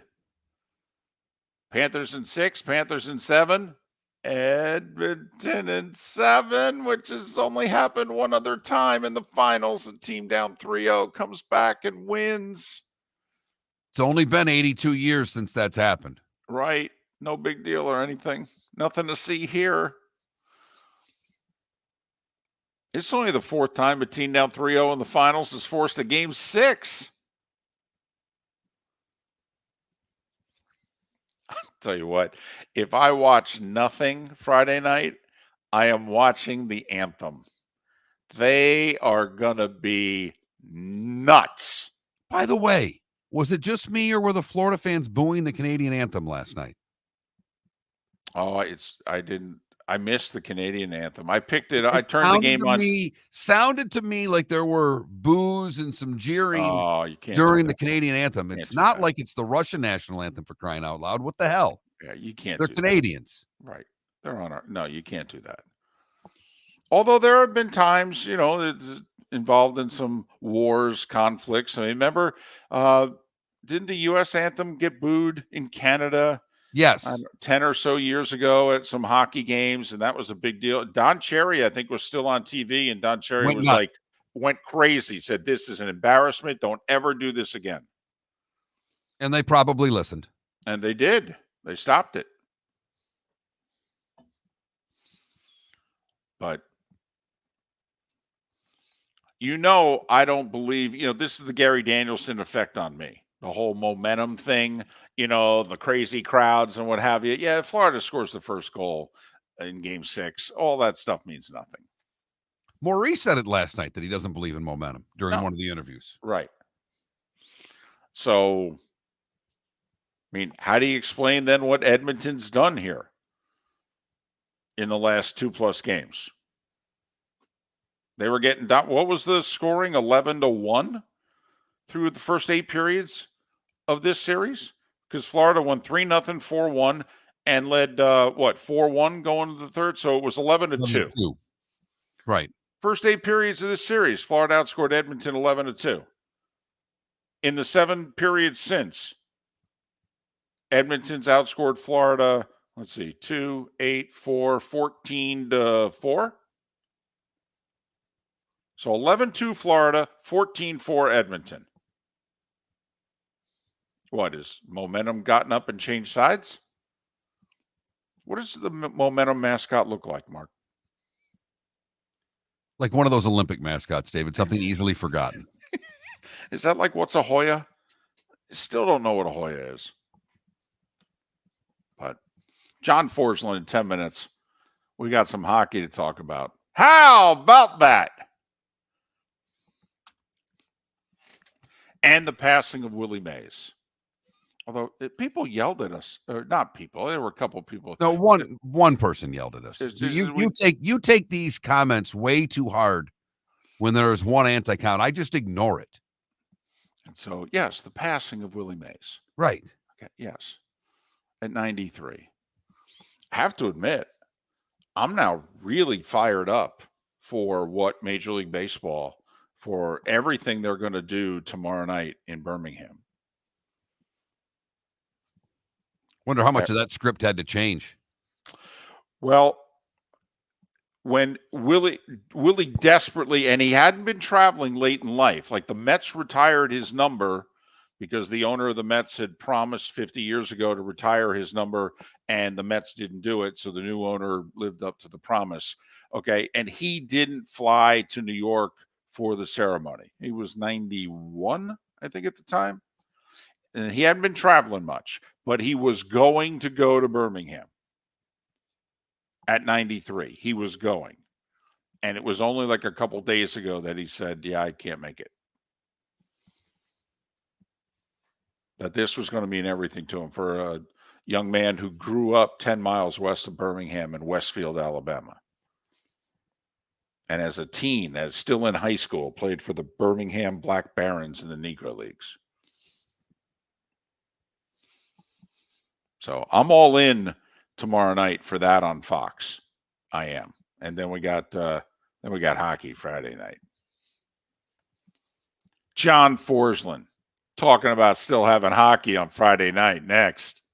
Visit Jason and Todd at the Diamond District. Todd, Have you noticed every jewelry store in town sounds like a broken record? I do. We're all saying and claiming the same thing. Largest selection, lowest prices, non-commissioned sales team. It's the same tune over and over. Exactly. It's just noise. Jason and I aren't all talk. We walk the walk, brokering diamonds directly, giving you the best value on GIA certified diamonds. That's right. We're not just selling jewelry. We're living and breathing it. It's our passion, and we're for real, not hired voices on the radio reading scripts. Come explore our collection of GIA certified diamonds and diamond jewelry with our curated assortment of rare and exotic gemstones. Also, we're excited about our previously enjoyed Rolex timepieces, as well as our large estate jewelry collection. Skip the noise and come feel the difference with your go-to guys for diamonds. Todd and I look forward to shaking your hand and welcoming you to our Diamond District family. At the Diamond District.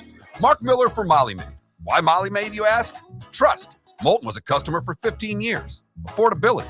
Didn't I just say Moulton was a customer for 15 years? Worry-free services. Our professional house cleaners are fully insured and a 24-hour warranty. Call Molly Maids today at 239-774-5839.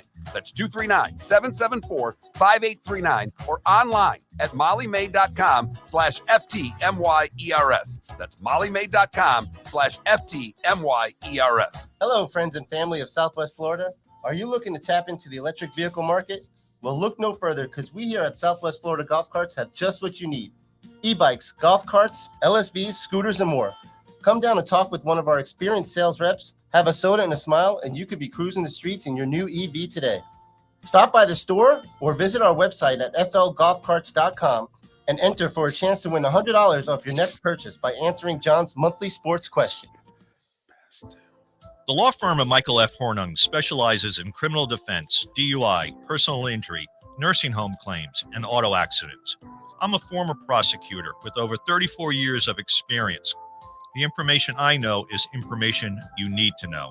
If you've been arrested for a DUI, time is of the essence to maintain your driving.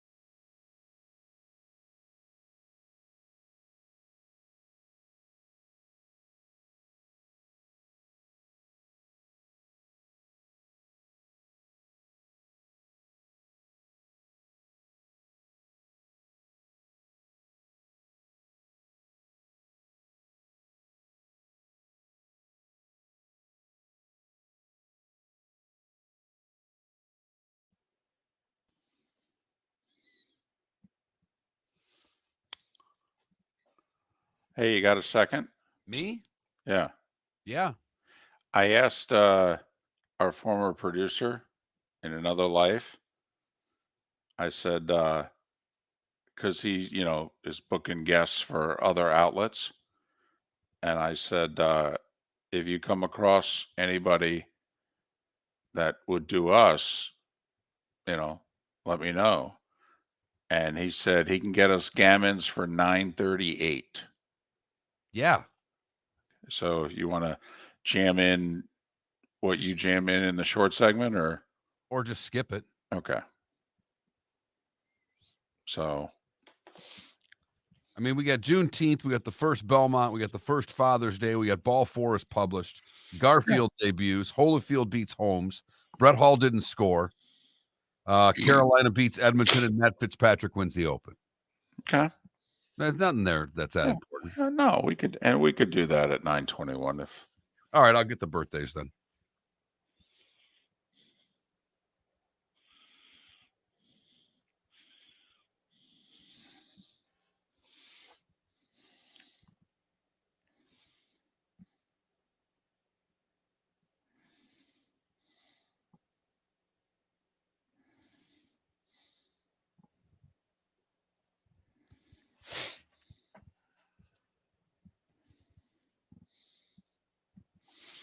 He played, who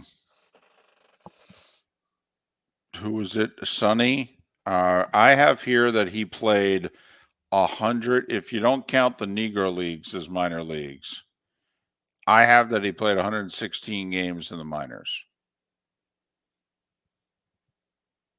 One was called a B League. He played 81 games, and he played 35 games in AAA in his rookie season of 51 before he was called up.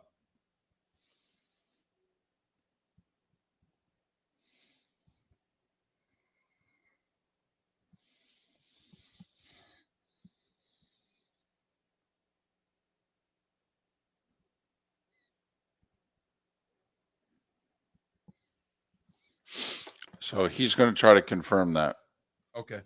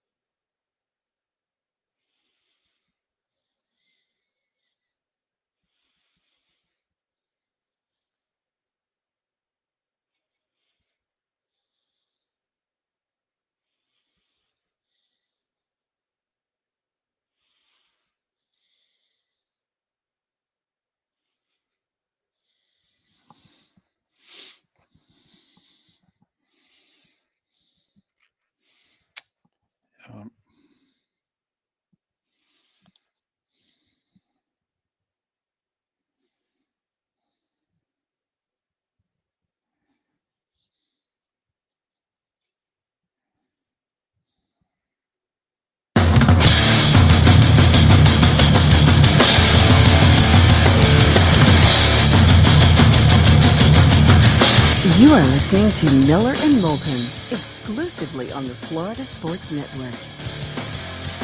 And now, here's Mark Miller and David Moulton. Halfway home on this hump day, on this Juneteenth. Thanks so much for being with us. Miller and Moulton, millerandmoulton.com, Miller_Moulton on X. Hoping to catch up with John Forslund. All right. And in fact, the voice of the Seattle Kraken, the voice of the NHL on Turner and Sports USA Radio is kind enough to join us now. You can follow John on X at John Forslund. John, good morning. It's David and Mark. Hey, we still got some hockey to talk about. Yeah, good morning, David, Mark. Yeah, it's amazing how this thing is quite different than the last time we spoke. There is no doubt, but, I saw something yesterday. Edmonton, after losing 3 straight games, won 8 in a row. Then they lost 3 more games and won 16 in a row. Then they lost 3 games and won 5 in a row. This team's rebounded from losing 3 in a row better than anybody in the league, and now they've done it twice in a Game 6 back at home for Edmonton. What's been the difference in this series, John? Well, I go back to something that was said earlier in the playoffs, and I believe it was Leon Draisaitl who said, when we play our best, nobody can beat us. The problem that the Oilers have had when they have problems is they can't get to that level of their best game. It seems like if it's close to their best or rung below, it's not good enough. Something breaks down. But when they play at their best, and their best player was certainly that last night, they're hard to beat. And so what comes out when you say that? Well, what comes out and strikes you first that a lot of people don't recognize is their penalty killing. And we talked about this earlier in the series. Number 1 rated penalty kill throughout the playoffs. And I've always said, because we always harp on power plays and, how can you get the power play going? You have to have a great power play, or power play will get you through the playoffs. That's true to a point, but if you have great penalty killing, whether it be the regular season or the playoffs, you're going to win, because that doesn't vacillate. If you're on point with your positioning and your system and your goalie's good, which is your best penalty killer, then you're going to win. And that's what they're doing right now. And that's 2 in a row. And I don't know if they're going to lose Game 6. I think this looks like a 7-game series right now. Well, now that Edmonton has found that gear, does Florida have to do what they did in the final 25, 30 minutes last night, which was they kind of threw caution to the wind and just started throwing everything, started pinching more. They weren't as disciplined, but they created a lot of havoc and had Edmonton on their heels. But John, that's fighting fire with fire and really playing into Edmonton's hands, isn't it?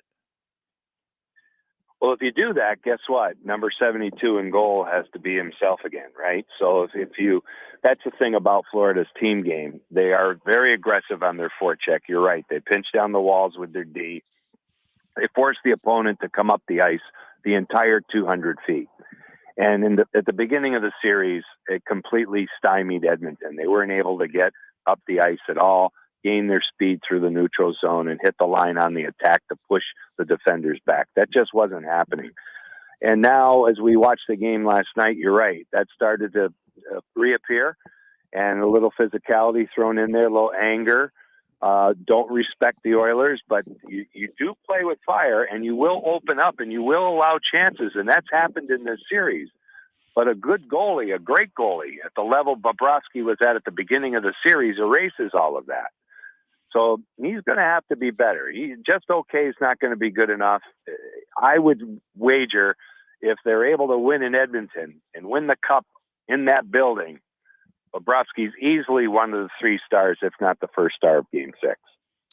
It looked as if Edmonton did a better job just in their own zone, the first pass, however it was made, whether it was D to D or moving it up to a forward, because they eliminated for gaps, and Florida got it going late in the second and into the third, but they eliminated that Florida forecheck. If you can do that, obviously they're a different team to play against. Yeah, exactly right. And again, it's a feel for the game. If Connor McDavid and Leon Draisaitl are feeling it and propelling their offensive game, everybody kind of falls in the suit here. Again, this is going to be this is now developing in a series of great intrigue from one that looked like, okay, Florida's too much of a high-oiled machine. This thing's over in 4. Now we're looking at 6, and you're looking at a far different dynamic because there's confidence now with the world's best players. And Evan Bouchard is starting to reappear, on the score sheet, and that's a big part of what they do from the back end. Nurse has more confidence in the last 2 games. He really was in his personal struggle. Collectively, their defense looks better. Skinner's doing what he's supposed to do. He's got to stay in the same place. I don't think he's at the level that Bobrovsky's at by any stretch, where he can single-handedly win the game. But if he does his job, then they're going to be okay that way. And obviously, I think special teams are vital. This penalty kill of Edmonton's is not only great, but they're generating chances. And they get a big shorthanded goal 2 games in a row now to start the game with a shorty. Connor Brown gets the goal last night. He gets the ball rolling. But what I mean by that is it gets your team in a mindset that's totally different, because you're in a position now where you're on the road. You take a penalty. It's early in the game. The crowd's going crazy. And not only do you get a scoring chance shorthanded, you get a goal. The game takes on an entirely different complexion. They regain their confidence. They get their swagger back. These are the dynamics that kind of sway a playoff game.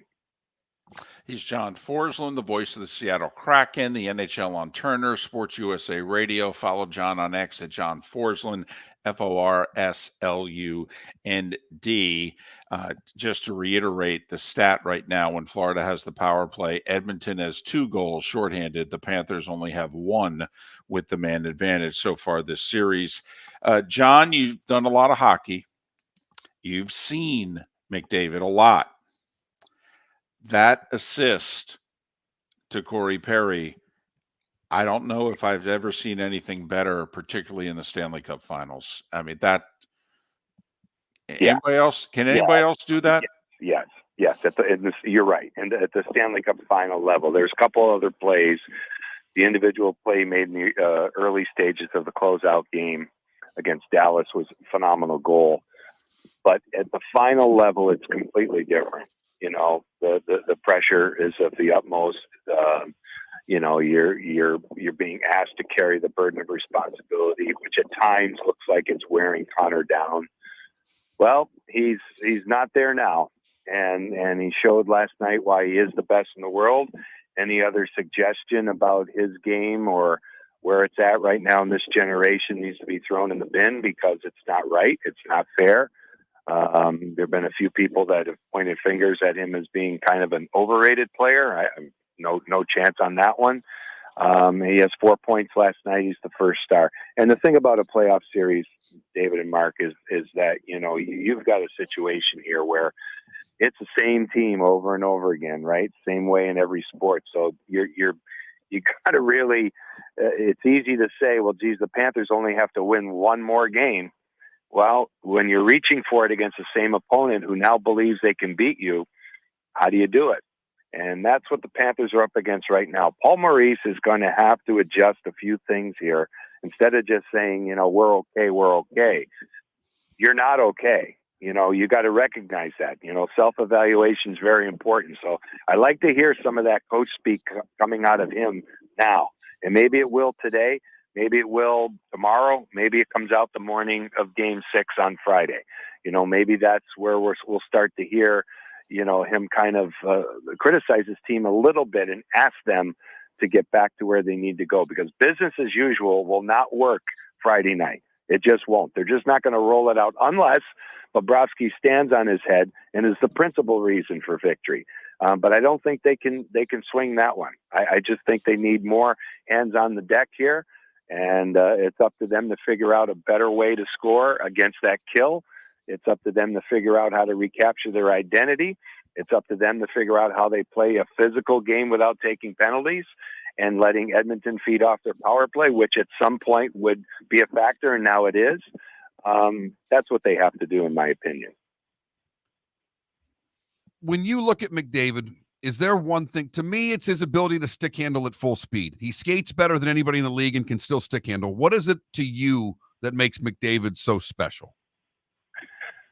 Well, this is going to be really, really detailed, and it's something that I go back to the first time I saw him play, as an 18-year-old in the National Hockey League. I'd seen clips of him, footage of his junior days and all of this, and watched him in the World Junior. But when I watched him live for the first time, and you're right about his skating. There's nobody better than that. There's nobody better on his edges. There's nobody better turning and creating space. But what it is the top hand on his stick. And the top hand on his stick is lightning quick. And that dictates his stick handling ability. And it is so evident, and watch it. Like when he plays, watch it, or when they show footage of him in the warm-up, watch the drills he puts himself through with his top hand. The top hand on the hockey stick dictates your stick handling ability, your dexterity with the puck, your bottom hand, your power hand. This guy's top hand is ridiculous. That's the first thing I remember. Now, I don't know if that's a big deal or not, but it certainly is, because what you just said, David, is that he can skate at full speed and make something happen. Because of his ability to handle the puck. If you're moving that quickly, probably in excess of 25, almost 30 miles an hour, so we track this stuff now, and can make moves. It's one thing to just transport the puck in a straight line, but make moves, swerve, and not lose the puck. He never loses control of it. It's amazing. And that's why, in tight spaces, he creates his own scoring chances. He can suck in defenders as he did last night, and zap, there goes the pass. Seam pass across. Corey Perry has a nice finish. It's a beautiful goal. But then again, because of his dexterity, when Fogle wins the foot race last night, drops it back to him, he gets the puck. He goes to space again. He creates his own shooting angle. Everybody's thinking pass there, and Bobrovsky's frozen, and he picks the spot between his legs and beats him along the ice. So those are the things that make him very special. Once he wins the cup, if it's this year, if it's in this future, they'll validate everything. The only thing I see about him sometimes is he gets very dour on himself because he cares that much. He's right. As good as they get, and will go down in history as that. There's no doubt. John, thank you so much for your time and your insight. And listen, we're going to call you next week, either to talk about the Panthers winning the cup or Edmonton forcing a Game 7, okay? Okay, guys. Always here. You take care. Thanks. John Forslund, kind enough to join us talking hockey once again. Edmonton's forced a Game 6 Friday night. Can they force a Game 7? Hello, friends and family of Southwest Florida. Are you looking to tap into the electric vehicle market? Well, look no further, because we here at Southwest Florida Golf Carts have just what you need. E-bikes, golf carts, LSVs, scooters, and more.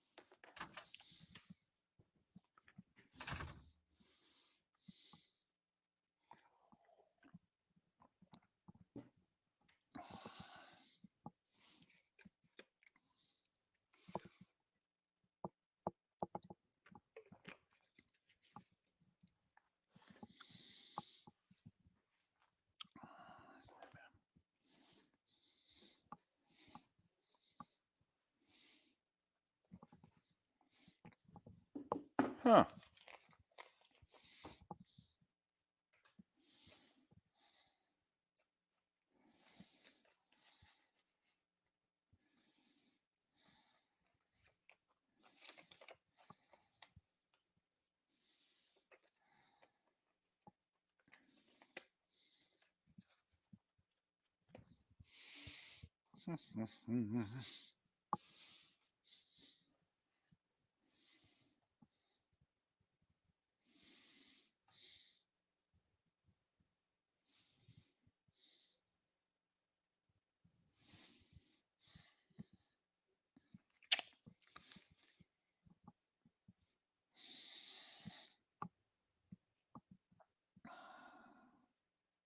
No. I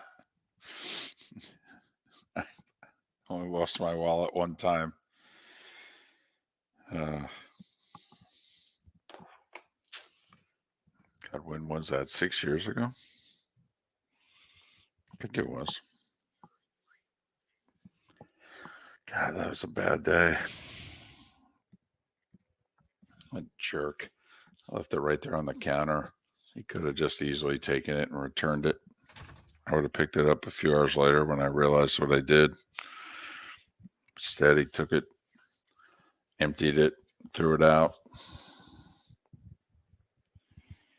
It had all of like $8 in it. Yeah.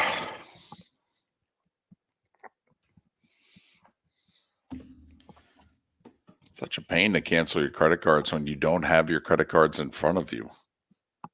dig up old statements and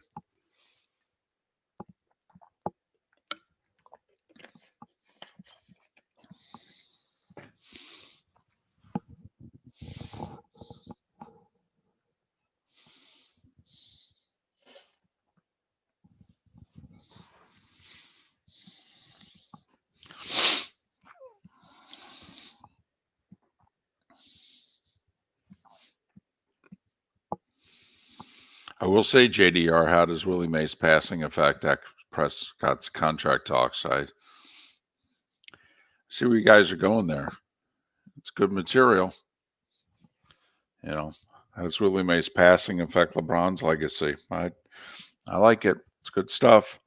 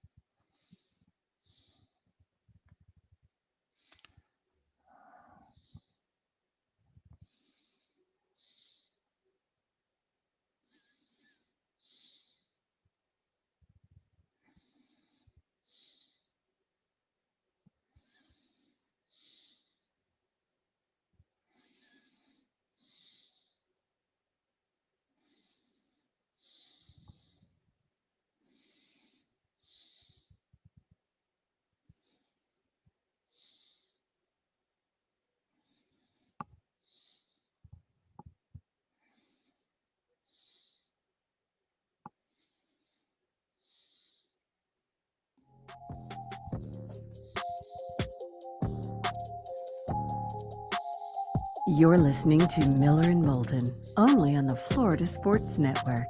And now, here's Mark Miller and David Moulton. 21 minutes past the hour. Thanks for being with us. Hump Day, getting over it together this Juneteenth.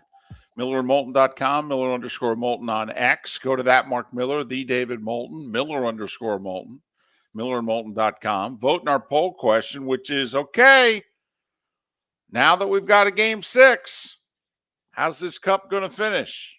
Panthers in 6, Panthers in 7, or is Edmonton going to do it? Right now, most of you still think Florida's going to win the cup. Okay. About 55% of you say Florida will win the cup. Split directly between 6 and 7 games. Edmonton in 7 has the most votes, but not the majority of the votes. Do you have any idea what the tension will be Monday night? I mean, as a sportsman, if you don't have a dog in this fight, don't you have to root to see Monday night? David, as you know, and again, I barely have a dog in the fight. I want a game 7 because there is part of me, after seeing what McDavid has been doing, that desperately wants him in a game 7. I'm with you. He may have won the Conn Smythe already. I think he did. Unless, I think at this point, Bob has to single-handedly win. If Florida has a win left in them, he's got to be the best player in the game. Otherwise, I really think the media is just going to go, yeah, the Panthers won, but he's the best player. And he is. Yeah, but also it's an MVP of the playoffs. It's not just the finals. Like the NBA finals, Jaylen Brown won that. That's just for the finals. That's not for the playoffs. Right. It's the World Series MVP. It's the NBA Finals MVP. Right. This is the Super Bowl MVP. The Conn Smythe Trophy is the playoffs. MVP. And I really think that now McDavid's in the lead. Comfortably, actually. And that if Florida finds a way to win one more game, and and Bob is very good, and even if Barkov, who by the way was sensational last night, I mean, really was, he's so their best player, it's not funny. All right, my goodness, is he good? All right, but he's still only the second best player on the ice. So I do, for what that's worth. And in hockey world, actually, just the way the NBA just obsesses with the regular season MVP award, hockey guy is really into who wins the Conn Smythe. They are. They talk about it as soon as the playoffs start. Like every 3 days, they go, well, if you had to vote today, who would you vote for? I mean, they are into it for whatever that's worth. And obviously, we have talked about the passing of Willie Mays at 93. Neither Mark nor I saw him play in person. Willie retired after the 73 season. I think Mark was 4. I was a few months shy of 8. I do have visions of he and the Mets in the 73 World Series. That's the first World Series that I remember watching. And yes, I was a Mets fan. I had already become a Mets fan. So I do have visions of Willie as a Met. I remember he had announced his retirement before the season ended. The Mets didn't look as if they were going to make the playoffs. They had a night for Willie at Shea. I do remember that. And then between the two of us, we interviewed him once. And it was 33 years ago. I had a great experience for what it's worth, but hoping to talk with Peter Gammons next hour and get his reflection on Willie Mays. He's sharing some of it on X.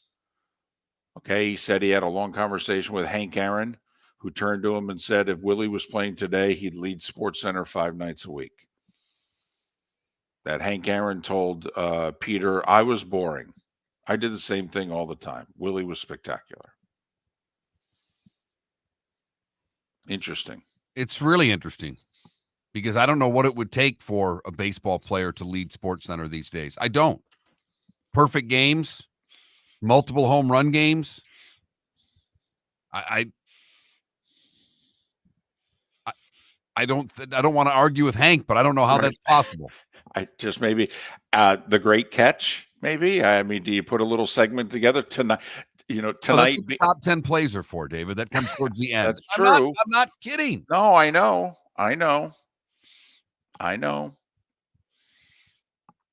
Now, I will say in the summer of 98, when I was doing local sports, I had a nightly thing about McGuire and Sosa for 3 months. I literally, it was the part of the Sportscast in which it's like, okay, tonight in Mark and Sammy world, I think was what I tried to call it. And then, I would show whatever they did, and if they didn't know, but I mean, literally made it a thing. Tonight in McGuire and Sosa world, I would just show you what they did. And who knows, maybe Scott Van Pelt would be, But I mean, here, I'm going to be, this is not going to come off good, but there's no other way to do it. I'm not saying that Mike Trout is Willie Mays. I'm not trying to say that, but Trout's a spectacular baseball player. He is. We don't lead off with any highlights. I know he's been hurt, but I mean, it's not like we're leading off with highlights when he was playing.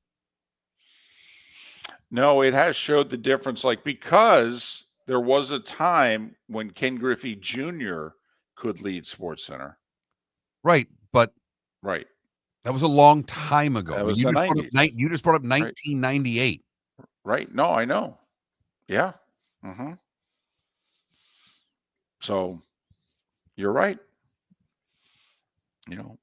Is that ESPN changing, or is that us changing and ESPN reacting to it?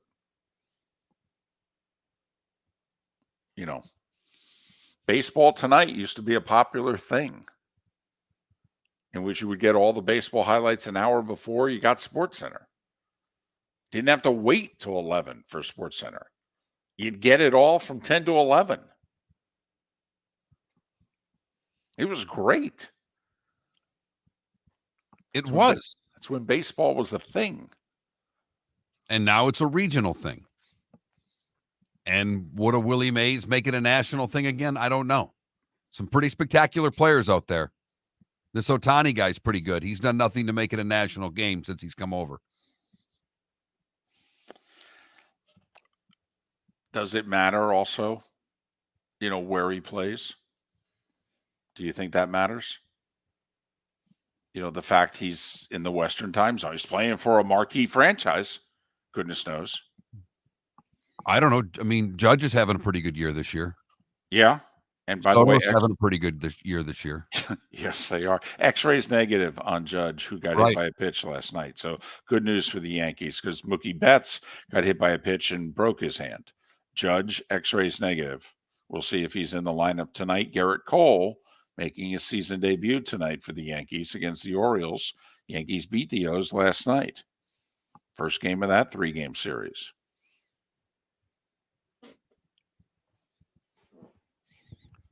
So we said it again. Willie Mays' WAR is over 156.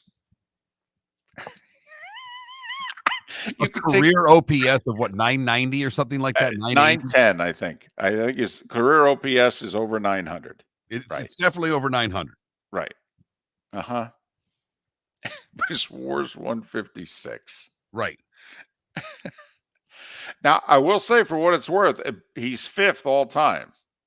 Ruth is 1st. Bonds is 4th.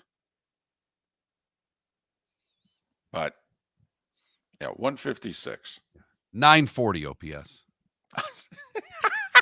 For 23 years. Right.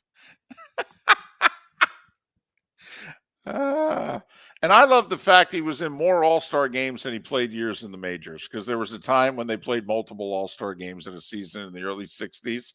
So Willie played 23 years in the majors, and he went to 24 All-Star games. Miller and Moulton. Hey, we'll switch gears. Pat Kirwan's going to join us next, so we'll talk a little football. Hello, friends and family of Southwest Florida. Are you looking to tap into the electric vehicle market? Well, look no further, because we here at Southwest Florida Golf Carts have just what you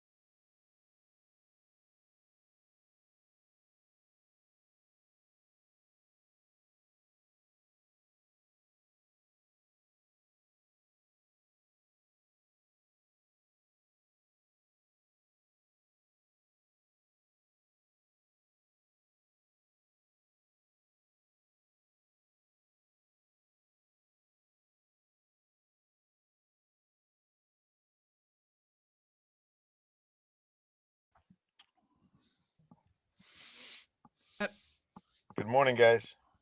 Hey, good morning, Pat. Good to hear your voices.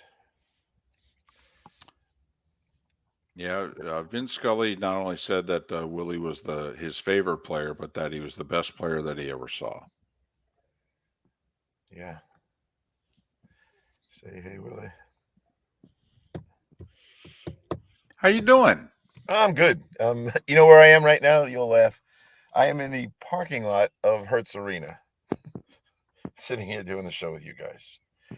It's one more activity for these grandsons of mine, that they're doing some program with some guys from their team or something. But it's like, I was here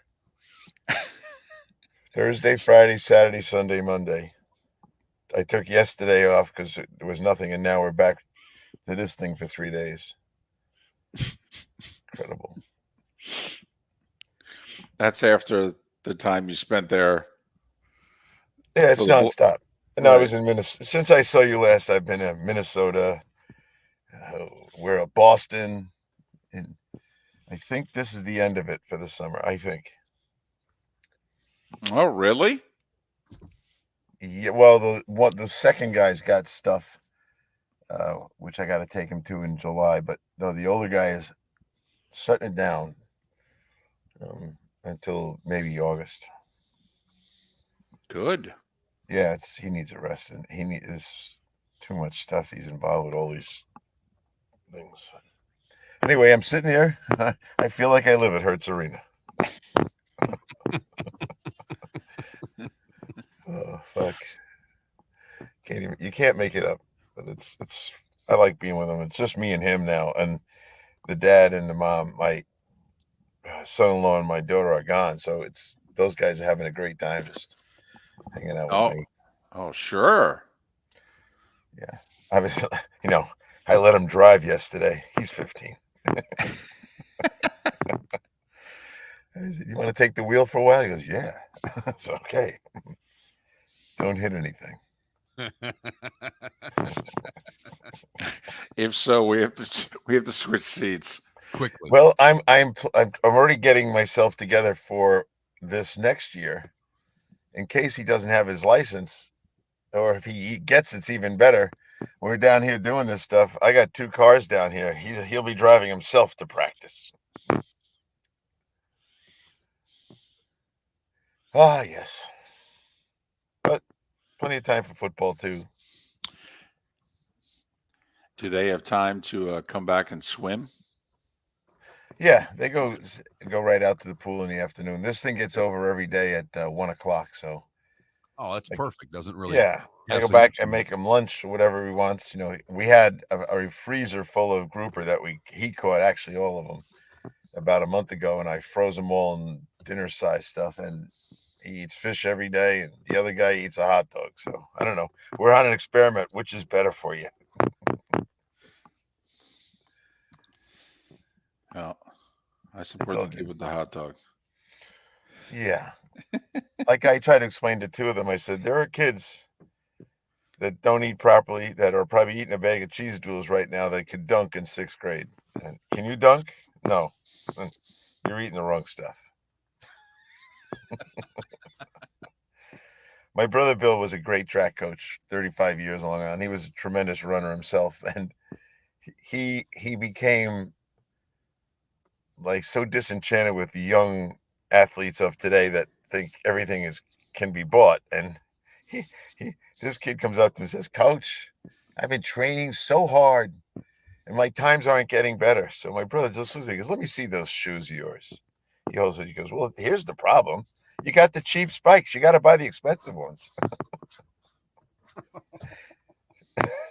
Thanks, coach. Oh, boy. He goes, "They understand that."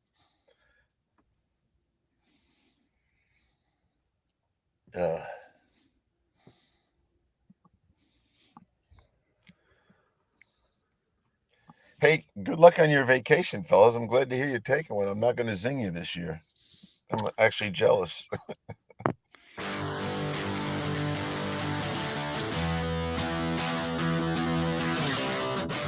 You're listening to Miller and Moulton, only on the Florida Sports Network.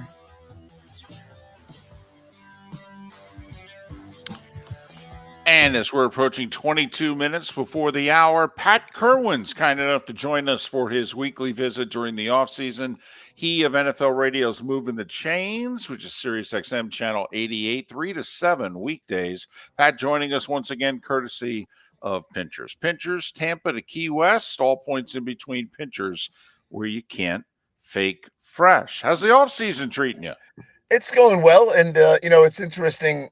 Fan base is somewhat surface now. Like, we had a rash in the last 2 days of this day, yesterday, and the day before, the show before, of Viking fans.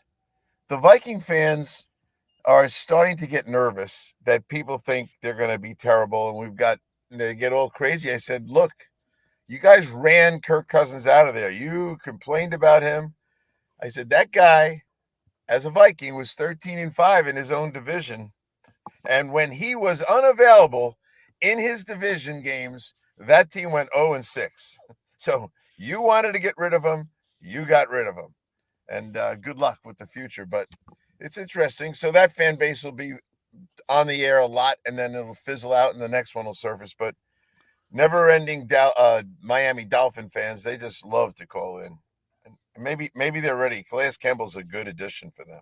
More doubters this time of year, Pat, or more positivity? You would think, you always said it's winning and hope. It's the hope season right now. No one's won a game yet, but you still have the negative Viking fans. Are you getting more negativity or more positivity this time of year?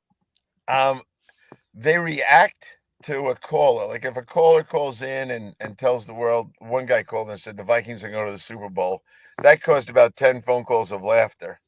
But the Dolphin fan in general is defensive.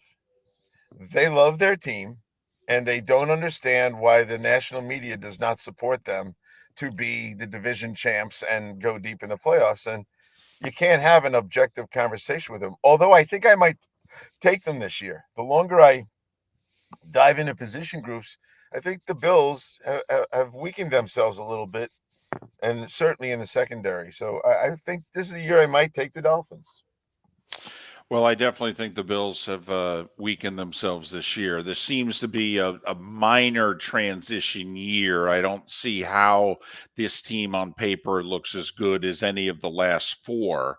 Quite frankly, it still may be good enough to win the East, but I just don't think they're what they've been the last few years. All right. You were part of this with an organization with the Jets. We were talking earlier in the show about the state of Kansas is now stepping up and wanting to take care of the Chiefs and the Royals and give them everything they want. All right. How big of a deal was it when the Jets left Queens and went to Jersey? And did the fan base really care? Do you really think the Chiefs fan is going to care if they have to drive across the border? It's not even a bridge, Pat. It's literally the roadway just continues a few miles. Yeah, well, let me answer the Jet part of it first, because ours was a unique situation. Because we had to get from where we were on the Long Island side of New York City to the Jersey side, which meant we had to basically pass about 10, 12 million people every time we went to play. And they weren't going to the game. They were on the Cross Bronx Expressway going to wherever they're Yankee games, whatever. So we had that issue. And the fan base, which was about 70% Long Island, Queens, Brooklyn, it flipped. After about 2 years of trying to commute over there, people stopped. Not all of them, of course, but a significant amount of them left the live fan base, and it turned into a Jersey fan base. So that will not happen in Kansas City, right? That's nothing's going to happen there. So, hey, the people have spoken out there. They don't want this tax to be continued, and I try to tell people all the time. There's a lot of places that would pay to have a football team. And where's Carolina going? Because they're going to land up being the next ones to walk out the door. And I think these owners figured it out. Now, you say it all the time, David, how much this cap's going to go up. Well, that means the profitability for the owners is going to go up. So that I think we could figure out why Wall Street is going to be jumping in on these things and getting involved with the investment a part of it. But I always think a team wants to leave. If a team wants to leave, there's going to be a place for them. Why wouldn't St. Louis be fighting to get a team? They've already got excited about a minor league team. So I think the Kansas thing could really happen. But we all know that this is a leverage play. And look, Kansas City should understand they might lose this team. But they might get off their duff here and approve some sales tax, because I think it's real that they could go. And I'm with you, Pat. I don't think it makes a whole lot of difference where they play. It's not like leaving Long Island for New Jersey. It's literally just going down the road. Hey, I saw that the UFL has already had 8 players signed with NFL teams. I'm not watching UFL football. Should I be? Is this league getting to the point where we're going to start seeing more of this? I don't think we're done signing guys. I think that it'll fizzle. They're going to get to 15 or 16 guys. One, they're in football shape. Two, it was scouted. Probably your assistant pro personnel guy got the assignment to cover the league.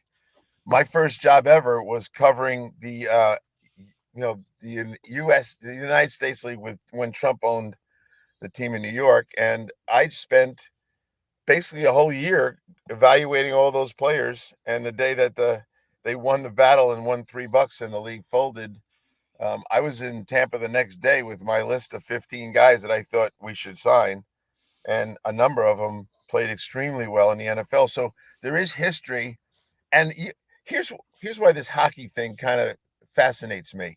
There's a lot of levels of development hockey: high school, college, club teams, then the ECHL and the AHL, and all these places to re-land if you want to.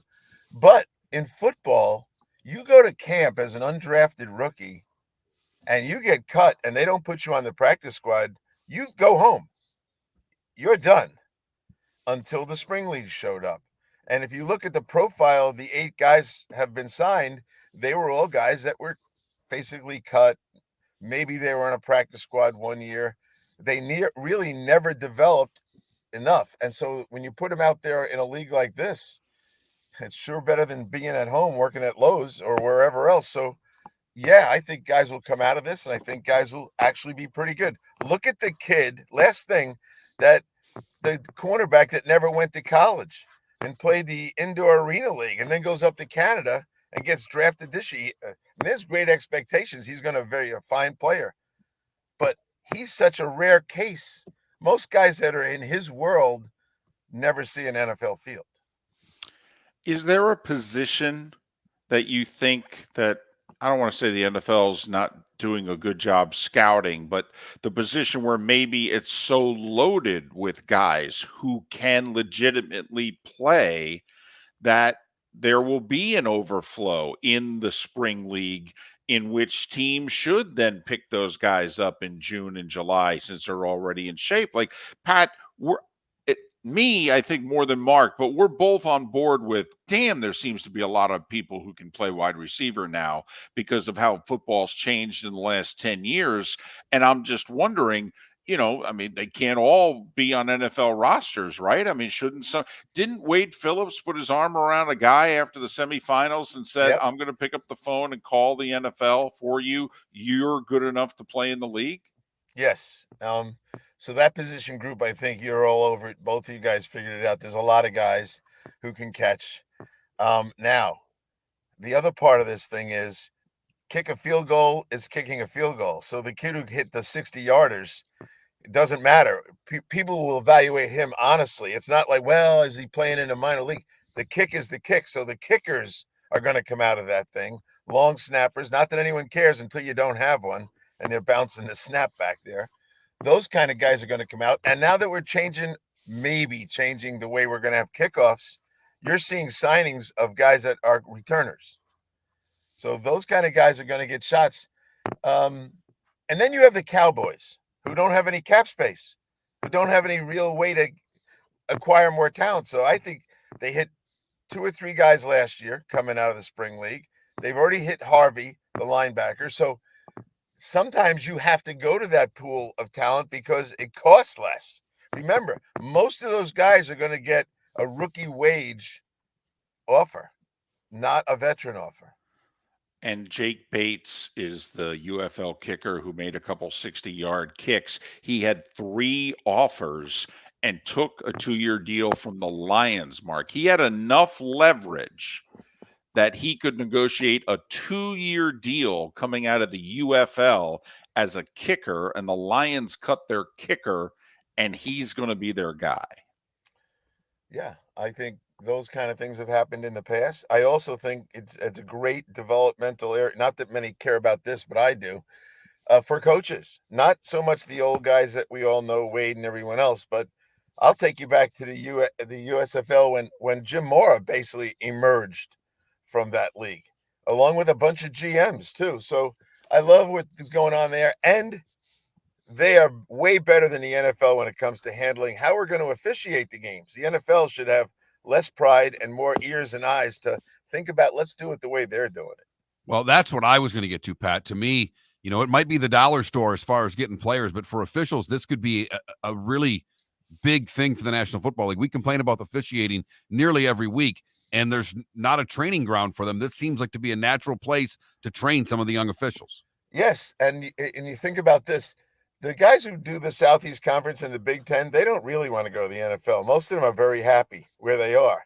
So what's the NFL stuck doing? And I don't want to be negative here, but they get a lot of MAC guys, the next level down. And, man, when you're doing a game with 10,000 people at your stadium and then you walk into a Giants stadium and it's 100,000 or 90,000, it's a whole different world. So I do like that we're going to develop officials in that league, which we did that in the past as well. So all those things are positives why to have the league. And they actually didn't do badly when it comes to attendance and everything else. So if you start, I'll say this, Mark, because I'm like you, I didn't watch a lot, but late in the season, I started watching and I really kind of enjoyed the football.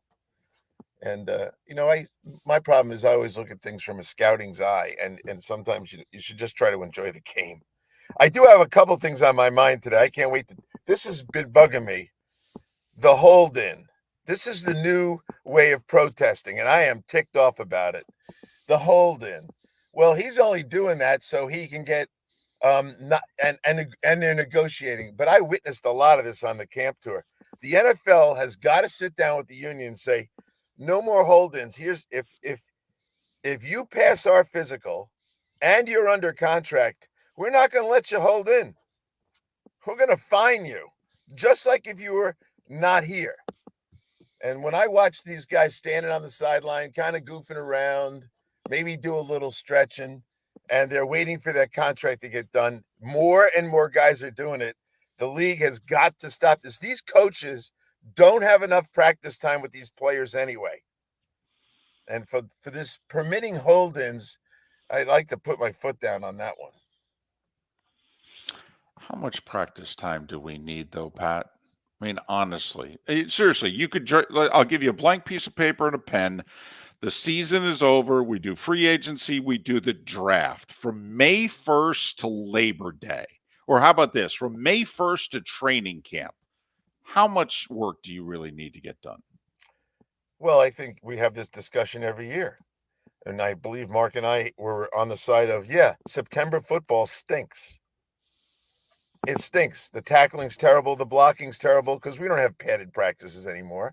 So, we have to practice more than we practice. Football needs to be practiced. It's the coordination of 11 guys at a time, and we don't have enough practice time. I talk to coach now. Some coaches would like to practice 365. I get it. We're trying to weed those guys out. But this hold-in business, to me, is a loophole that we got to close. Let me ask you a question. All right, got about a minute. Yeah, I'll take 30 seconds here. Let's say the guy who's going to be working in the back room for you, you're paying him, and he shows up and says, you know what? I'm not going to do any work today. I'm just going to stand here, and I expect you to pay me. You fire him. Well, I can't imagine how it's not a violation of the contract. Honestly, a hold-in to me is absurd. So I show up so you can't find me, but I'm not going to practice? No. It's a mandatory mini camp. You have to participate in the mini camp. When we let a guy take off to go do his retreat and do drugs for 3 days, and we're holding a player accountable, we've got to have some consistency here. Thank you. And the hold-ins come when we get to camp now at the end of July. You're going to see 8 to 12 guys in the hold-in position with a big smirk on their face, not working out. I would love to find them. To me, you are no different than the guy who's holding out. Out and in mean nothing to me. Fine them. And you know what those fines are if you hold out or hold in? It's $1 million for the season of summer. $1 million. Well, a union's not going to go for that. Okay. I mean, it's right now it's 100,000, but I got you. He's Pat Kirwan. No, moving it's $1 million. I know how many days of practice. It's $1 million. if you miss the whole summer and come in the day before the opener. He's Pat Kirwan, moving the chains, NFL Radio, weekdays 3 to 7. We'll switch gears. We'll talk baseball next. The law firm of Michael F. Hornung specializes in criminal defense, DUI, personal injury, nursing home claims, and auto accidents. Yes. I'm a former prosecutor with over 34 years of experience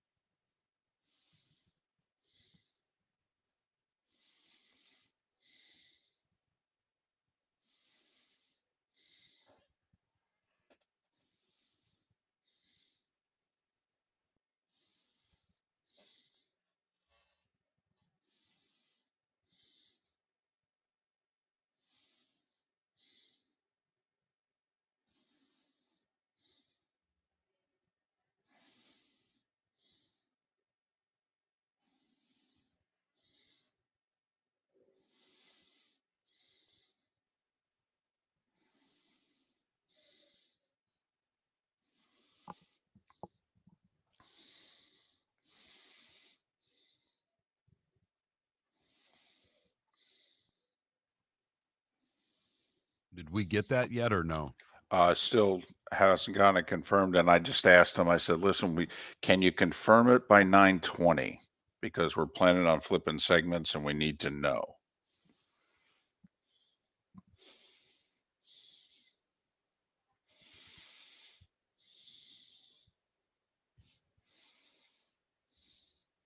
He's locked in. Awesome.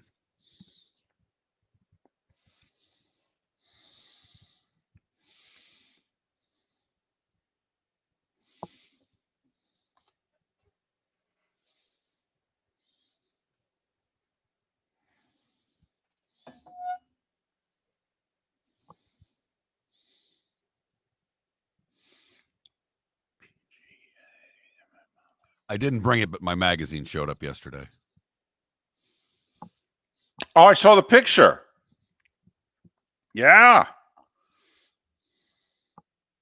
Out of 18 teams in the Big Ten, he's got Sparty dead last. Oh, my goodness. DFL. Damn. Yeah. They've got a pretty difficult schedule. Well, and they lost a lot, too. I mean, they've been rated now 2 years in a row in the portal.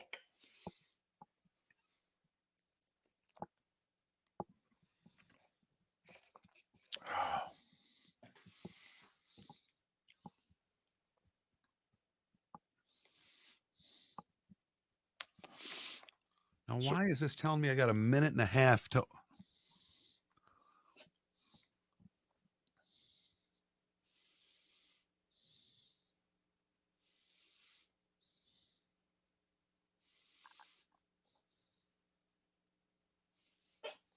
All right, David, this could be interesting. Okay. Did you call Rich or no? So we'll get on. You can call Rich.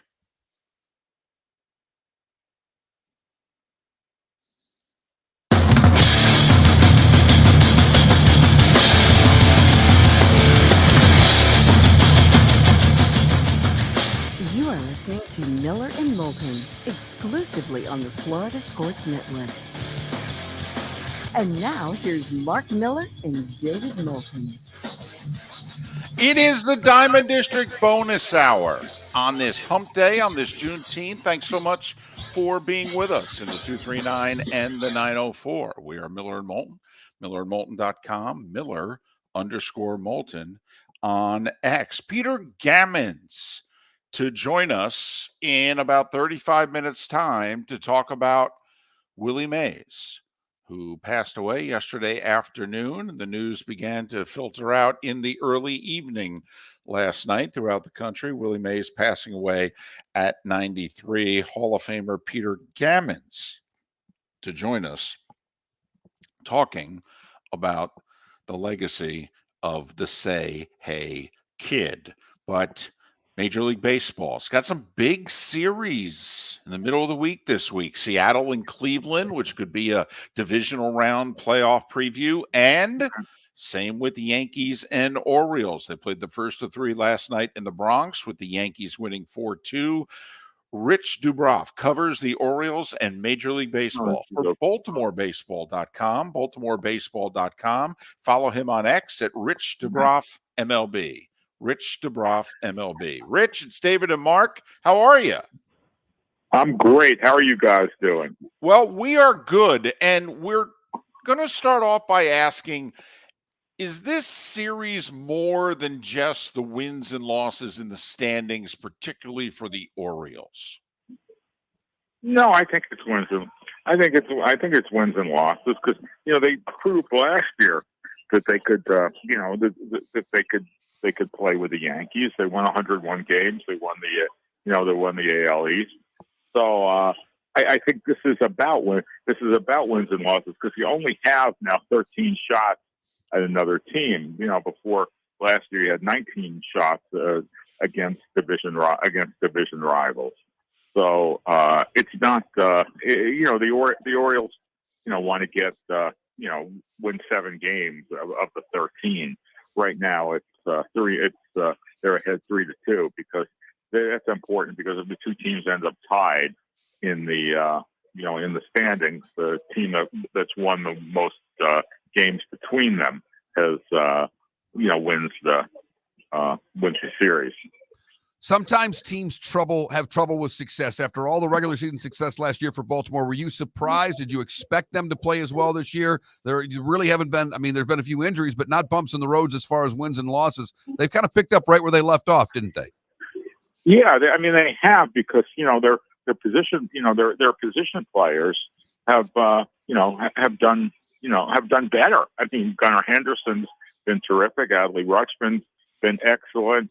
Jordan Westberg, who got hurt last night, has been outstanding. Ryan Mountcastle has been good too.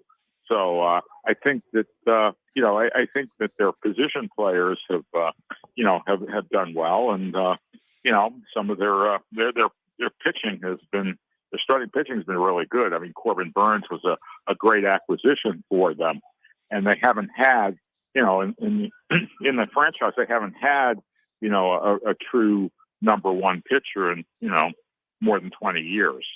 So, the teams are really good. The team's a really good one. And the Yankees are a really good team too. Definitely look to be the two best teams in the American League, and by record, they are. We're talking Orioles with Rich Dubroff, who covers them for BaltimoreBaseball.com, BaltimoreBaseball.com. They have a deep system, maybe the deepest, most talented in baseball. New ownership. Do you get the sense that they're willing to dip into it and do what it takes to support this team this year? Sure. I mean, I don't know. The new owner hasn't really said a lot about what his vision is.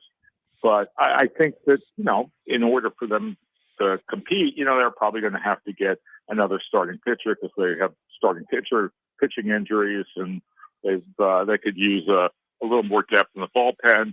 And so I think that I think what's required is really not all that expensive, but I think that they certainly will. I mean, they spent, Burns is not cheap. I mean, he'll be a free agent after this year. Craig Kimbrell, who was acquired under the old ownership, isn't cheap. But again, he's a free agent too. So I think that they will not be hesitant to be a player in the trade deadline, which is still, just about 6 weeks away. How nice is it to have an owner that's not a story, Rich? I mean, you mentioned that you don't know what his vision is, and maybe you want to, but opposed to what it had been like for a while in Baltimore, this has got to be comforting to know that ownership's letting the baseball team run the baseball team. Well, the owner did, John Angelos did let Mike Elias run the team. He and his brother Lou, and they had their issues there. But they hired Mike Elias, and they let him run the team. They let him run the team. There may have been a restricted budget, but and we don't know what David Rubenstein's ideas are for a payroll. So they there was a lot of tumult from the ownership and from the ownership's family. But they let Mike Elias pretty much do what he wanted to do without interference. As you mentioned earlier, they've played 5 times already this year. Orioles with a 3-2 series lead. When you compare the Orioles to the Yankees, because you got to figure they're going to play a best of 5 or a best of 7 against each other at some point in October. Is there an area? They're actually not going to play. If it goes, they're not going to play a best of 7. Because right. 1 versus 4, they'll play a best. Right. I said they'll either play a best of 5 or a best of 7 against one another. And because right now they'd meet. They will play a best of 5. Okay. Assuming that the Orioles and the Yankees have the 2 best records, then one of them would be waiting for the team that wins the wild card. So they could only play in the division series. They couldn't play in the ALCS unless one of their records, their records deteriorated. Okay, right. So I said they'd play a best of 5 or a best of 7. You're right. They'll play it looks like a best of 5. Is there one area where when you figure, okay, these guys playing one another in a best of 5, that if the Orioles could go get one thing specifically for the Yankees, what would it be? I would say another lockdown reliever, because in a best of 5 series, or even a best of 7, you don't have 5 starting. You don't use 5 starting pitchers or 6. You use 3 or maybe 4, but you use the bullpen a lot, and you use maybe one or 2 of those starting pitchers in the bullpen. So I would think another bullpen piece would be the most important thing the Orioles could use to try and be successful in the postseason. Rich, appreciate your time and your insights. Safe travels with the Orioles, and hopefully we can talk again. Okay, my pleasure. Thanks for having me on, guys. Rich Dubroff covers the Orioles and Major League Baseball for BaltimoreBaseball.com. Follow Rich on X, Rich Dubroff, which is Dubroff, Rich Dubroff MLB. Rich Dubroff MLB. Couple of all-star starters already, leading vote getters, and for Henderson and Rushman there. So obviously the fan support's come back. It's starting to, yes. I still want it to be. I've looked at some of the crowds they had the last homestand, which was a big homestand. And I thought to myself midweek, I'm like, 24, 25,000, like to see, but maybe just now, school's being done and what have you. Okay, maybe I just got to cut them a little bit of slack. But they do love their Orioles there, although the Ravens have taken over. All right, they have. But they do love their Orioles. And there was an article, Mark, in the New York Post yesterday, and you and I are big fans of the Post, in which they said it's important for the Yankees to make sure the Orioles don't become the Astros. That if you looked where Houston was in 2015, in between 2015 and 17 was when all that young talent began emerging, and then we all know the run Houston's been on here. They've been in 7 straight LCSs, been in the playoffs 8 of the last 9 years. And the New York baseball writers are basically saying, we think the Orioles are lined up the way the Astros were. The difference, Houston owners spent money. And lots of it. And traded away top picks to go get a Scherzer, to go get a Verlander, to go, they had no problem making the big deal at the deadline and giving up assets and then signing guys. Orioles picking up Burns in the offseason for a 1-year rental, that was solid. That was. Took the salary off the Brewers' hands. Okay, I like that. They had no problem with their closer out for the year. They paid Kimbrel. Good job. Okay. Now, though, Rich But as thinks Dubroff just said, got to go. And you said it too. You got to get a closer. I think so. I would not want to rely on. I have to believe at this stage of Kimbrel's career that if he had 3 opportunities in a row to close out the Yankees, he'd blow one of them. He would. Are you saying he's an 8th inning guy then now? If they can get the right closer, or is it just? Well, if they can get Miller from the A's, yes. Sorry, Craig, we're moving it to the 8th. But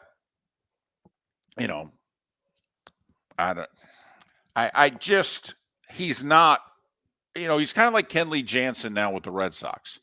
Most of the time he's still pretty good, but in the postseason, most of the time needs to be every time. That's not how I think of Craig Kimbrel anymore. You think the game's over and Kimbrel comes in with a 1-run lead in the 9th? David, there aren't many. there aren't many closers that I think that way about anymore. With the way hitting is in this game, it's tough to say that there are not dominant closers the way there were just a few years ago in this league. Peter Gammons in 25 minutes to talk about Willie Mays, which means we'll do good, bad, and ugly and all that stuff. We'll do it next.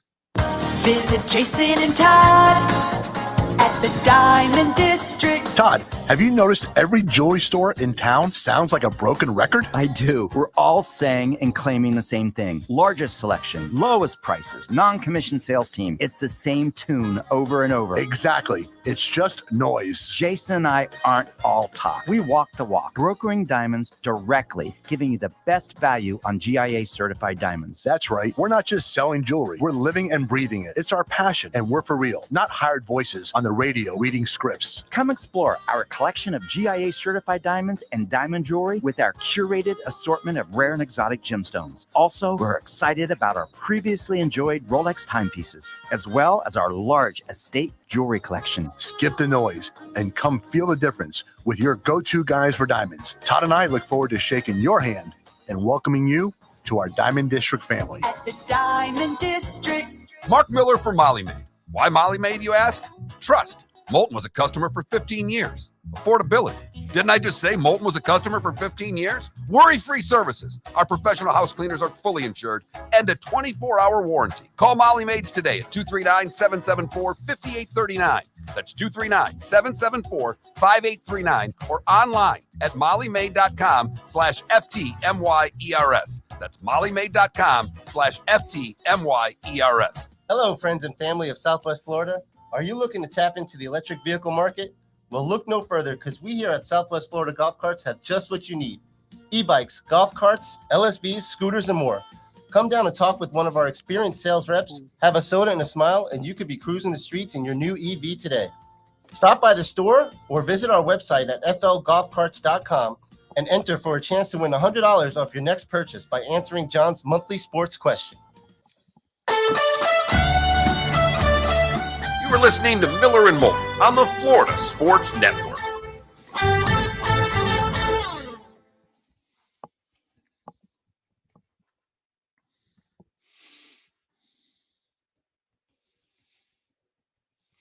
Yeah, but despicable. When Mariano Rivera came into the game, you thought it was over.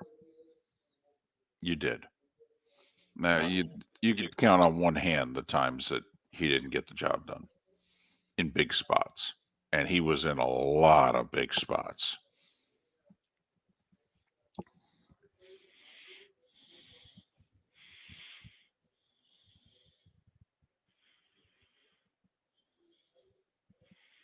The other thing about Mo is that, early in Mo's career, and not just in 96 when he was a setup guy, but the first half of his career, Joe had no trouble using him for multiple innings.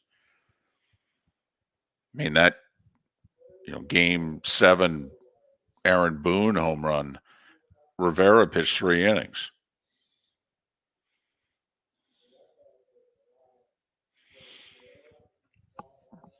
Yeah, and if Jeter had been playing back at double play depth, he wouldn't have had to move. The ball barely hit the outfield grass. And what got Mo in trouble that inning, hit by pitch and a throwing error.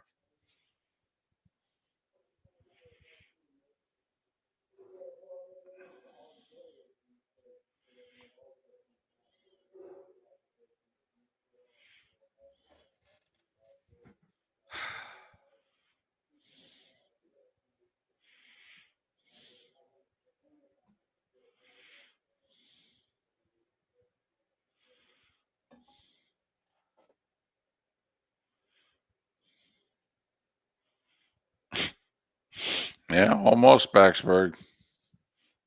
18 change. Or 18, I guess. Let's see. How many years on the air together? We did 10. We did 4, right? Second act was 4. Mm-hmm. And this third act, we're finishing up 3 in October. So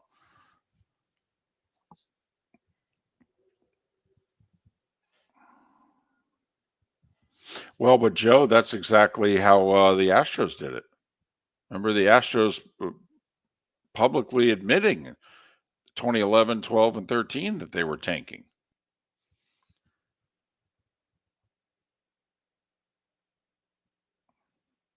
Didn't Sports Illustrated have the story of the Astros in which the title declared them the 2017 World Series champions, and it was like 2012, 2013?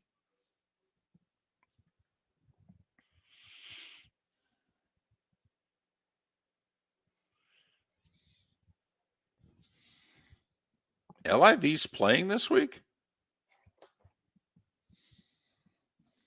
Huh.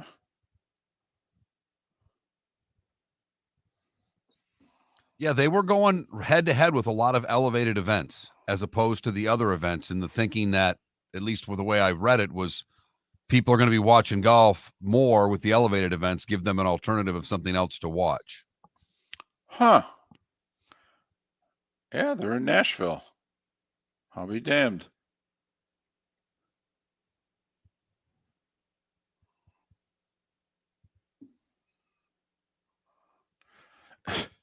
So this is an elevated event at the Travelers. Purse is $20 million. The purse in Nashville for 3 days, $25 million. Golly. What a boondoggle.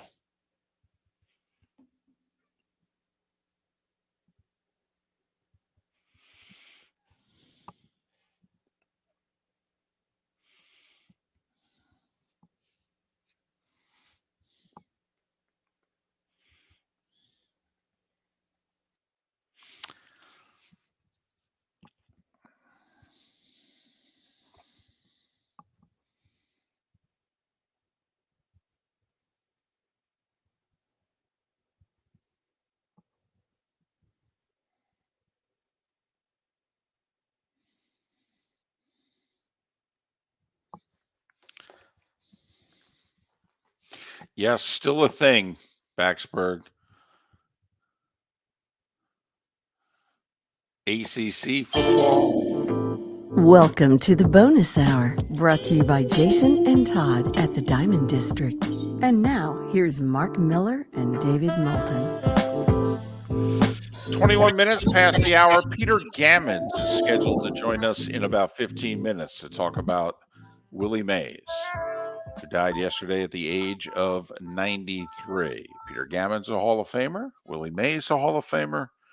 We figured he'd be a much better person to talk about Willie Mays than the two of us, although we have waxed as poetically as I think we can about the legendary Willie Mays today. Well, the numbers are just astonishing. I mean, that's the part of this. Whatever numbers you want, baseball guy. You want old school numbers, hits, home runs, RBI, that's fine. You want any of the new numbers, we've got those for you too. And they're better than most anyone who's ever done it. Missed almost 2 complete years very early in his career. After his rookie year, he played about 36 games and then went off to serve in the Army for the Korean conflict and missed the rest of 52 and all of 53. Came back in 54 and was amazing. Won the batting title. Right. And obviously the catch in the World Series and all that. So Peter Gammons in about 15 minutes' time. It's time for someone to take back this segment, if for no other reason than to stop David from talking about Meghan and Harry. Here's Mark Miller with Today Was the Day When. All right, we'll do this quickly today because I don't have as much time. Okay. 1865, Juneteenth. Union General George Kruger declares slaves are free in Texas. Now, widely the day of the end of slavery. The first Belmont was run today in 1867. First Father's Day celebrated in 1910. Ball 4 was published today in 1970, David. I loved it. I read it 3 times. I absolutely loved it. The comic strip Garfield debuted today in 1978. He made a little money off of that. Mm-hmm. Holyfield beats Larry Holmes today in 92. Is that the first time? Sorry. That's your area of expertise. I've got the date here, David. Oh, I'm sorry. I get no. Holyfield. Yeah, I think it was the only time they fought. I thought. My bad. Today in 1999, Brett Hall did not score a goal in Game 6 of the Stanley Cup Finals. It's funny, though. The league said he did. Yes, they did. And Dallas would win the series 4-2 over Buffalo. Sorry, Buffalo fan. 2006, Carolina beats Edmonton in 7 for their cup. After Edmonton, by the way, down 3-1, went to Carolina, won Game 5, came back home, won Game 6, forced a Game 7. Could it happen again? And 2 years ago, Matt Fitzpatrick wins the U.S. Open. Mo from the Three Stooges and Lou Gehrig, both born today. Felissa Richard, 76. Paul Abdul, 62. And former British PM Boris Johnson is 60. What did I miss, David? James Gandolfini died 11 years ago today. He was 51.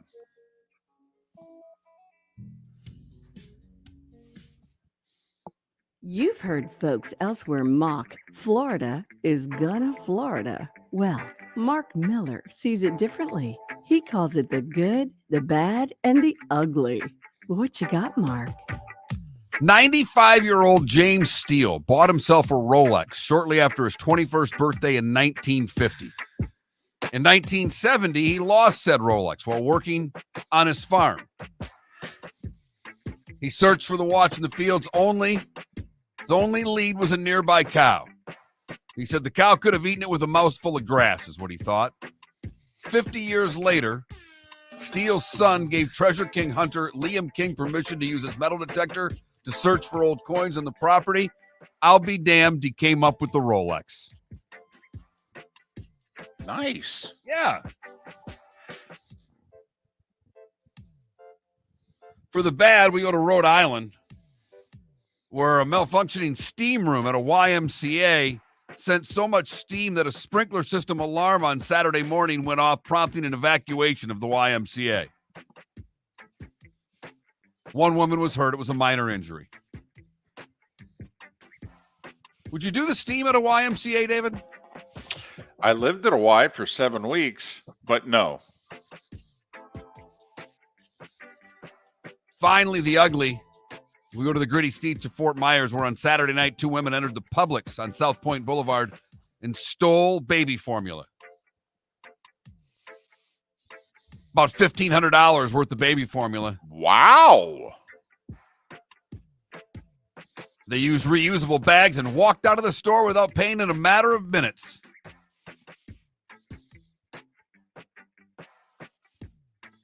And that is the good, the bad, and the ugly on today, June 19th, 2024. Got 6 afternoon baseball games. One of them's the Marlins, a glorified nooner, 12:40, hosting the Cardinals. Then St. Louis has got to get to Birmingham because they're playing the Giants in the Major League Baseball celebration of the Negro Leagues. It was going to be a huge celebration, and still will, for Willie Mays, who grew up 10 miles west of Birmingham.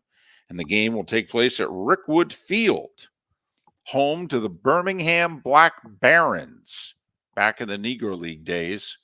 And Willie Mays played at that field. It's the oldest ballpark in America. And it's been renovated. Looks great. But that's why the Cardinals-Marlins game is at 12:40 today. Got a lot of college baseball today, Mark. Right, we're going to make up for last night's rainout. Right. First, the Gators got to play Kentucky. And if they win, then they'll literally at 7 o'clock play A&M. Florida State's playing Tennessee at 3. So 4-letter networks got all the college baseball. Gators at 11 a.m., Florida State at 3 o'clock. If the Gators win, they're playing A&M at 7. They lose, they're done. Florida State loses, they're done. So there you go. Well, that'll do it then for the games. We're running out of games to talk about, David. Got no hoop? Okay. I mean, you do have Caitlin Clark tonight. Okay. Are people still paying attention to that? Biggest number of the game the other day was the biggest number of the WNBA in like 25 years or something like that. NBA TV tonight. The Fever taking on, I think, Washington, who's like 2-12. So Indiana favored by 5.5, Mark, if you want to place a bet. We're 0-1 on WNBA bets. I know. I wanted us to take the over, and we did, and it went way under. I know. That's the only bet we've made. It's an over-under bet on the WNBA, which really signals a problem. I agree. That is a sign that you have a problem when you're betting WNBA over-unders. Right. I agree. I'm not going to deny that. Right. But when there's nothing else to bet, David. Major League Baseball, college baseball, WNBA. I guess you could bet Euro 2024. There is a triple header today. It's already started, in fact, on FS1, Croatia and Albania. Then at noon on FS1, it's Germany and Hungary. And then at 3 o'clock on Fox, Big Fox, Scotland and Switzerland. So there you go, if you're looking for some sports to watch. So there. Rays in Minnesota tonight. Marlins 12:40 hosting the Cardinals. And then the Cardinals head to Birmingham. Marlins a walk-off winner in extra innings last night against the Cardinals, who are 500 in the 5 seed right now in the NL. And there are 10 teams vying for 2 spots, or 9 teams for 2 spots, all 2 games apart in the National League. Of course, none of them are above 500. I was going to say, right. One's at 500 and 8 of them are below. How about that? How about that is right. And it'll be a pillow fight till the end of the National League. I'm going to say, I don't know if any of these teams will get good. I think San Diego's got the best chance. Peter Gammon's next to talk about Willie Mays. Hello, friends and family of Southwest Florida. Are you looking to tap into the electric vehicle market? Well, look no further, because we here at Southwest Florida Golf Carts have just what you need. E-bikes, golf carts, LSVs, scooters, and more. Come down and talk with one of our experienced sales reps, have a soda and a smile, and you could be cruising the streets in your new EV today. Stop by the store or visit our website at flgolfcarts.com and enter for a chance to win $100 off your next purchase by answering John's monthly sports question. Mark Miller for Molly Maid. Why Molly Maid, you ask? Trust. Moulton was a customer for 15 years. Affordability. Didn't I just say Moulton was a customer for 15 years? Worry-free services. Our professional house cleaners are fully insured and a 24-hour warranty. Call Molly Maids today at 239-774-5839. That's 239-774-5839 or online at mollymaid.com/FTMYERS. That's mollymaid.com/FTMYERS. Visit Jason and Todd at the Diamond District. When choosing something of high value and personal significance, such as a diamond, you want to shop with the best, and the mall is not the place to be. Here are my friends, Jason and Todd, with the Diamond District. Take a stroll in the mall, pop into a few jewelry stores, and you'll soon discover you're in the wrong place. Rings begin to look all alike. You're not finding GIA-certified diamonds. You quickly realize you know more than a salesperson helping you, and all the same financing gets pushed on you. Visit Jason and me, and you'll find America's top bridal designers dealing exclusively with the Diamond District. You'll find the largest selection of GIA-certified diamonds, all priced 8 to 10% over cost. You'll find educated sales consultants who have many years' experience and are not paid commissions. And you'll find Todd and me in the store nearly every day, wanting to shake your hand and welcome you to our Diamond District family. Visit Jason and Todd at the Diamond District. You were listening to Miller and Moulton on the Florida Sports Network.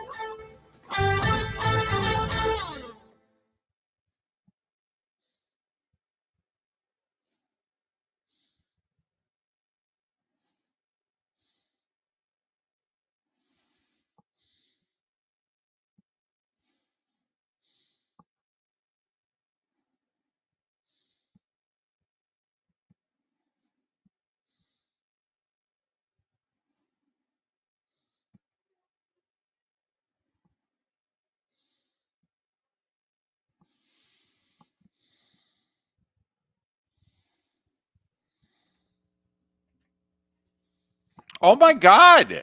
The Pistons just fired Monty Williams. Are you kidding me? He has 5 years and $65 million left on the deal. Are you kidding me? Oh my God. Oh my, oh crap.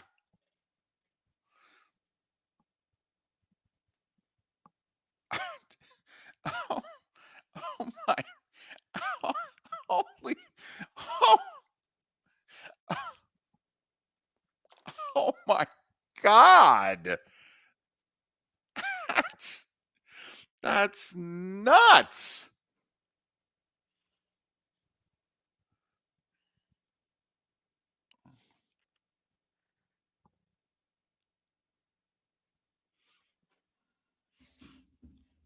McAfee, Dan Dockich just tweeted out that McAfee's dumping game day. Okay. So in December, it was, that they're not sure if he's coming back.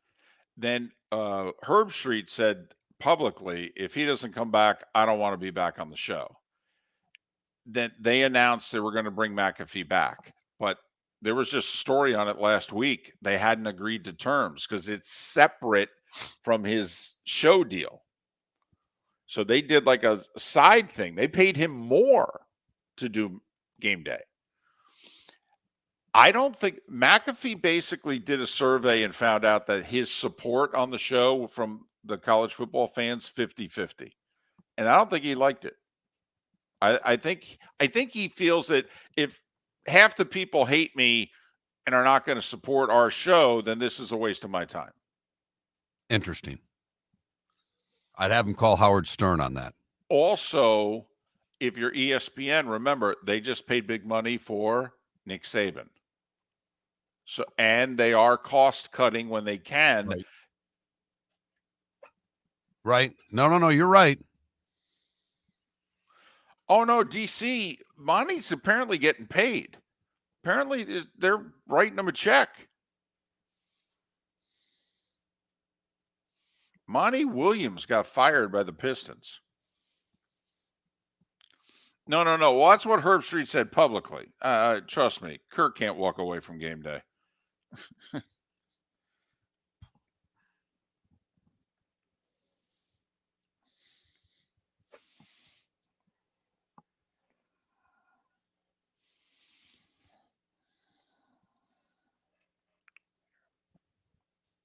Wow. I got to admit, that's something.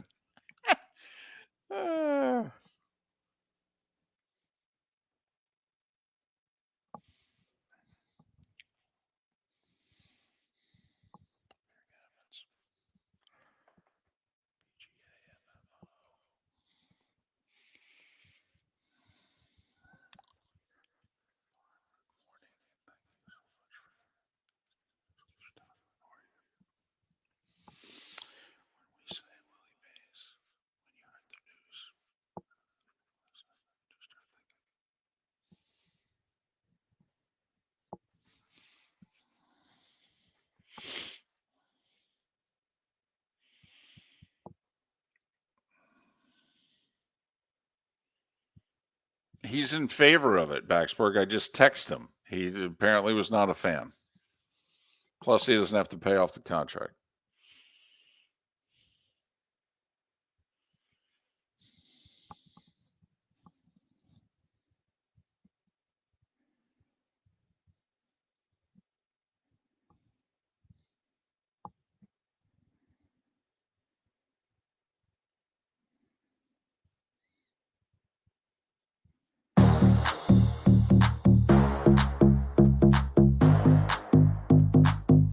Welcome to the bonus hour, brought to you by Jason and Todd at the Diamond District. And now, here's Mark Miller and David Moulton.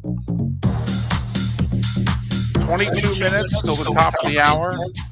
Thanks so much for being with us on this hump day, on this Juneteenth. Miller and Moulton, millerandmoulton.com, Miller_Moulton on X. It has been a while, but we are thrilled that Hall of Fame baseball writer and analyst Peter Gammons has given us some time on this day to reflect on the life and career of Willie Mays. You can follow Peter on X at PGAMMO. Peter, it's David and Mark, and thank you so much for doing this on this day. How are you? Well, I can't say I'm sad. I actually talked to Willie about a month ago. He was in the hospital, and it was hard, the conversation. But I just think it's great to celebrate. He wasn't a player. This is why I felt the same way about Henry Aaron and Frank Robinson, and some of the greatest players I had the privilege of ever covering.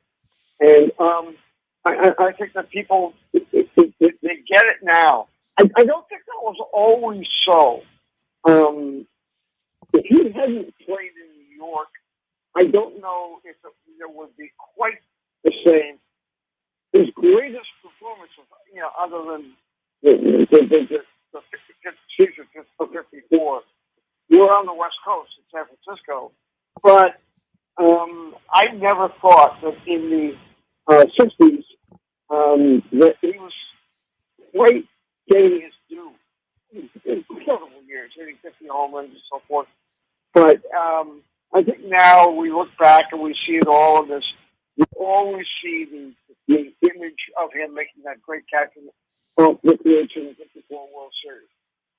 And I think there's a real appreciation. I think it's, in my mind, the two greatest players.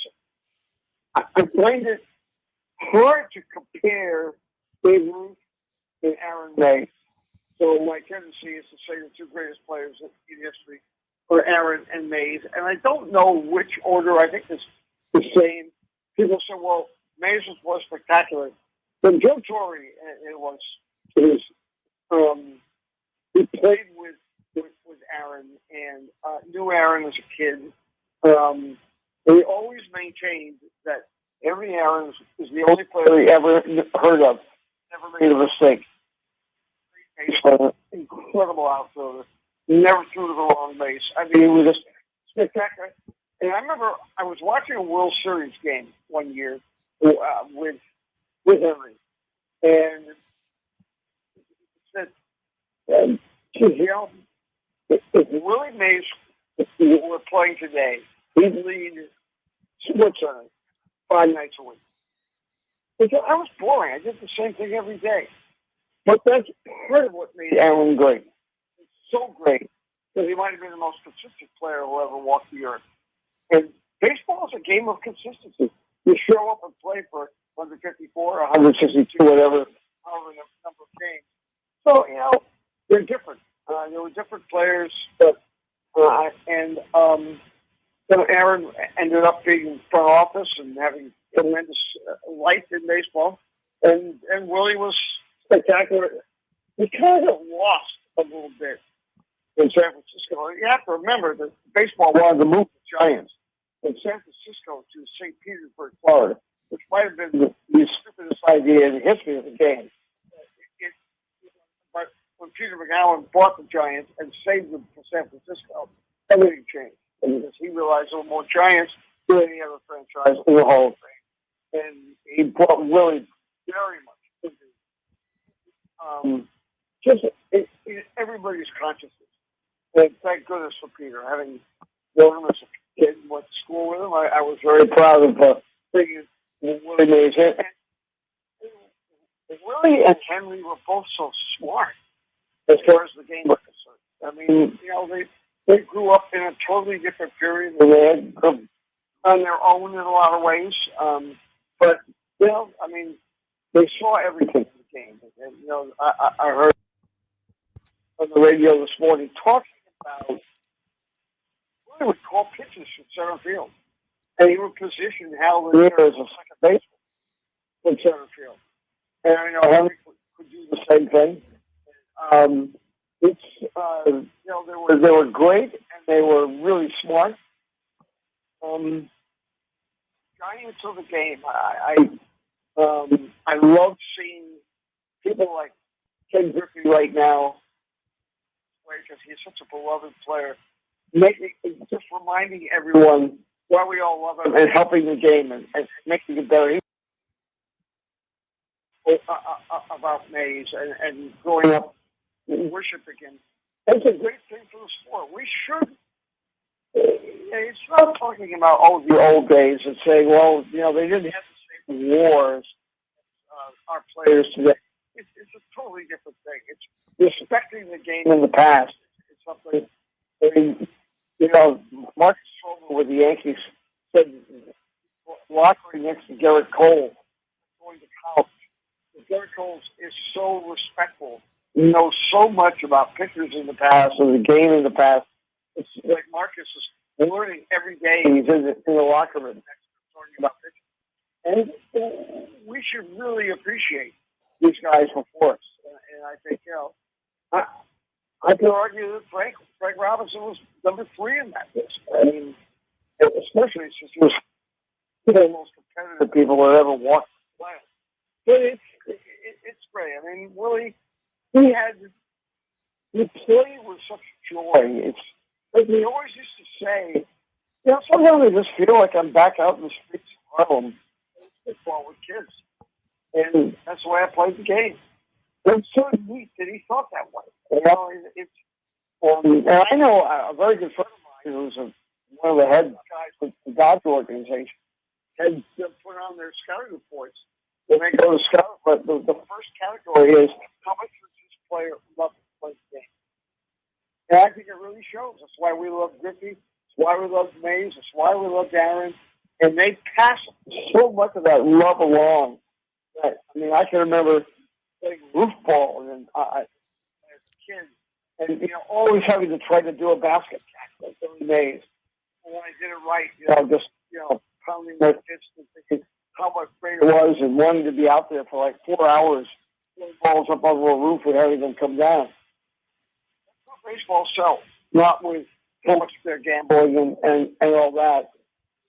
It should be how much fun do these guys have playing the game, and just to watch May's video in the last 12 hours or so.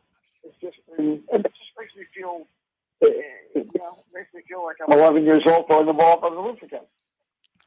Peter Gammons, Hall of Fame baseball writer and analyst. Peter, I must admit, we're struggling a little bit to hear you. You're cutting in and out, but we still get the gist of it. You can follow Peter on X at PGAMMO. And Peter, you talked about his love of the game, and it's like we've talked about the numbers today. The numbers are staggering. You want to do the old school numbers with hits and RBIs and home runs. You want to put the new school numbers in with WAR that they've readjusted for him. They are staggering, but you don't talk about the numbers when you talk about Willie Mays, do you? You don't break it down to say, well, what was his career WAR, or what is his WRC plus? All staggering, but you can't compare the numbers who absolutely dominated the game coming out of the Army in 1954 and won a World Series for the New York Giants. You can't compare that to the numbers that we have today. I'm glad we didn't worry. We did think about in the 50s. We did think about some of Willie's numbers, or Mickey Mantle. When he's going for Triple Crown, or we didn't obsess. It didn't become part of the judgment. We could argue in 1956 and say Al Kaline or Frank Robinson and somebody like that. But it didn't have to be strictly numbers. I don't think players are numbers.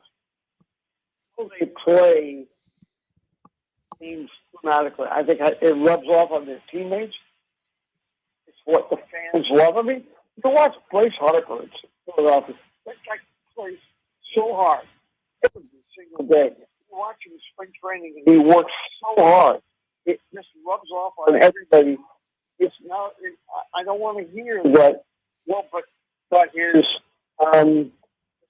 OPS plus isn't quite what it was a year ago, or somebody else playing in a different part.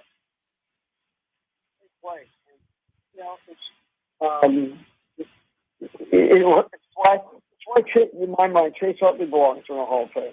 I mean, it's about the way he played, rubbed off on other players. And it's really fun. I mean, as I say, Willie was a national figure. He got a little lost for a while because the West Coast, I mean, let's face it, in the 60s, we weren't getting those scores. We didn't get up in the morning and see the box scores of the San Francisco Giants. Right.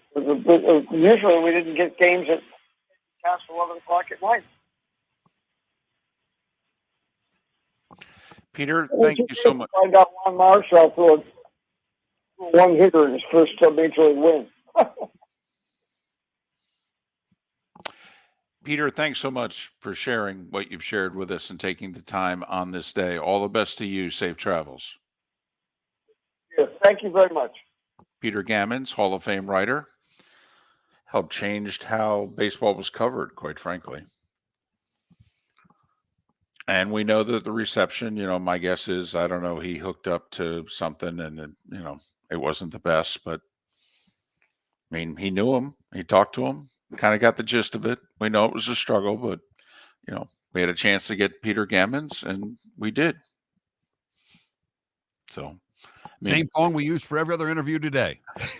Right. It wasn't on our end. Okay. This is one of the few times where it wasn't on our end. No, it wasn't. And that's too bad. But Peter Gammons for coming on. He did bring up a point that we didn't bring up, though, which is, first off, until the very end of his career, there was no league championship series. So you either won the pennant and went to the World Series or your season ended. So the 54 Giants went to and won the World Series. The 62 Giants lost in 7 to the Yankees. McCovey, with the tying and winning run on base, hit the liner to Richardson at second. And if he doesn't catch it, the Giants win Game 7 by a run. Instead, Richardson catches the line drive, and the Yankees won Game 7 by a run and won the World Series. And then Willie played on the 73 Mets.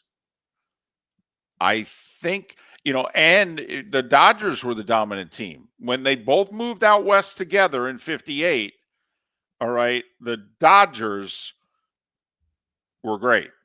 The Giants faltered a little bit. Couldn't beat the Dodgers. And then couldn't beat the Cardinals. Remember, only one team's going to the World Series. First, they couldn't beat Hank Aaron's Milwaukee Braves team. Then they couldn't beat the Dodgers and Cardinals throughout most of the 60s. But that's interesting that Peter said that basically when you went out west, you got lost. Well, think about it. I mean, those box scores aren't making the New York papers the next day. That's not making the Agate page. Not getting nightly highlights, for goodness sakes. But you're not even able to read about it the next day. You're not even able to look at the box score. Correct. Skip the nightly highlights. Baseball was a sport delivered by newspapers to people mostly. Mm-hmm. And if you're not in the newspaper, you're lost even more. I mean, I even remember that as a kid with West Coast games. You'd have the game from 2 days ago box score in there sometimes. It was one of the, we're going to date ourselves here, but I think you and I We do it every day, David. I think you and I both love the sporting news. I loved because they would have writers from all over the country to get the perspective of Joe Falls was Michigan, right? Right. Detroit. And, and then there'd be West Coast. And I loved getting the perspective from around the country because, I got the Northeast perspective. I was a big baseball fan. I wanted to hear what they're talking about elsewhere. So, Willie Mays, baseball will honor him in the Negro Leagues tomorrow night. It's Giants and Cardinals in Birmingham at Rickwood Field, the oldest ballpark in America, where Willie played at in the Negro Leagues for the Birmingham Black Barons. It was planned, in advance. They had hoped that Willie would be in good enough health to go. He notified him a couple days ago he couldn't make it. Willie, who grew up 10 miles from that ballpark in Westfield, Alabama. And Hank Aaron grew up in Mobile. Pretty good tandem in Alabama right there. known for their college football, but I don't know, Mark. Those two baseball players may be the best that state's ever produced. We'll do it again tomorrow, folks. Thanks for listening. The law firm of Michael F. Hornung specializes in criminal defense, DUI, personal injury, nursing home claims, and auto accidents. I'm a former prosecutor with over 34 years of experience. The information I know is information you need to know. If you've been arrested for a DUI, time is of the essence to maintain your driving privileges. Call the law firm of Michael F. Hornung for a free consultation.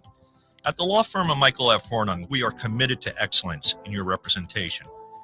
Being a local attorney with local knowledge is clutch to the success of your case. For over 30 years, we have successfully represented the citizens of Southwest Florida. For a free consultation, call 239-437-0095. That's 239-437-0095. Our offices are conveniently located in Fort Myers. Visit online at mfh-law.com.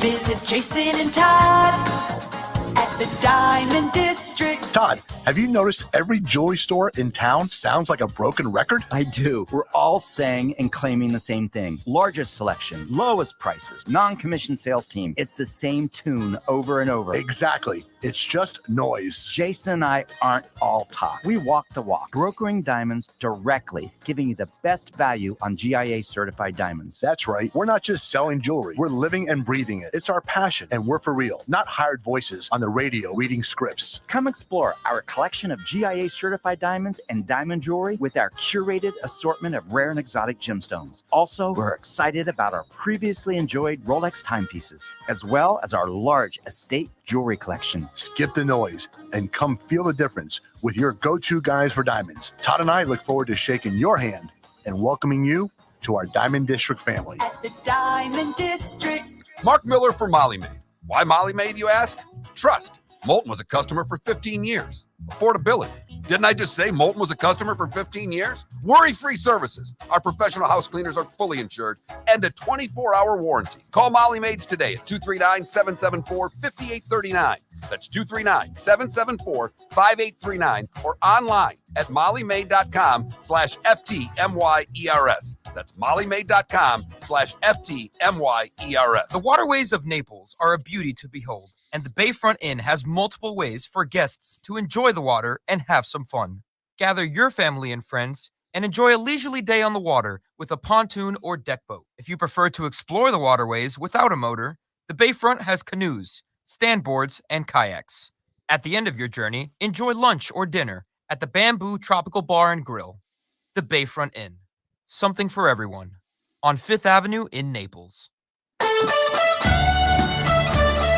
You were listening to Miller and Moulton on the Florida Sports Network.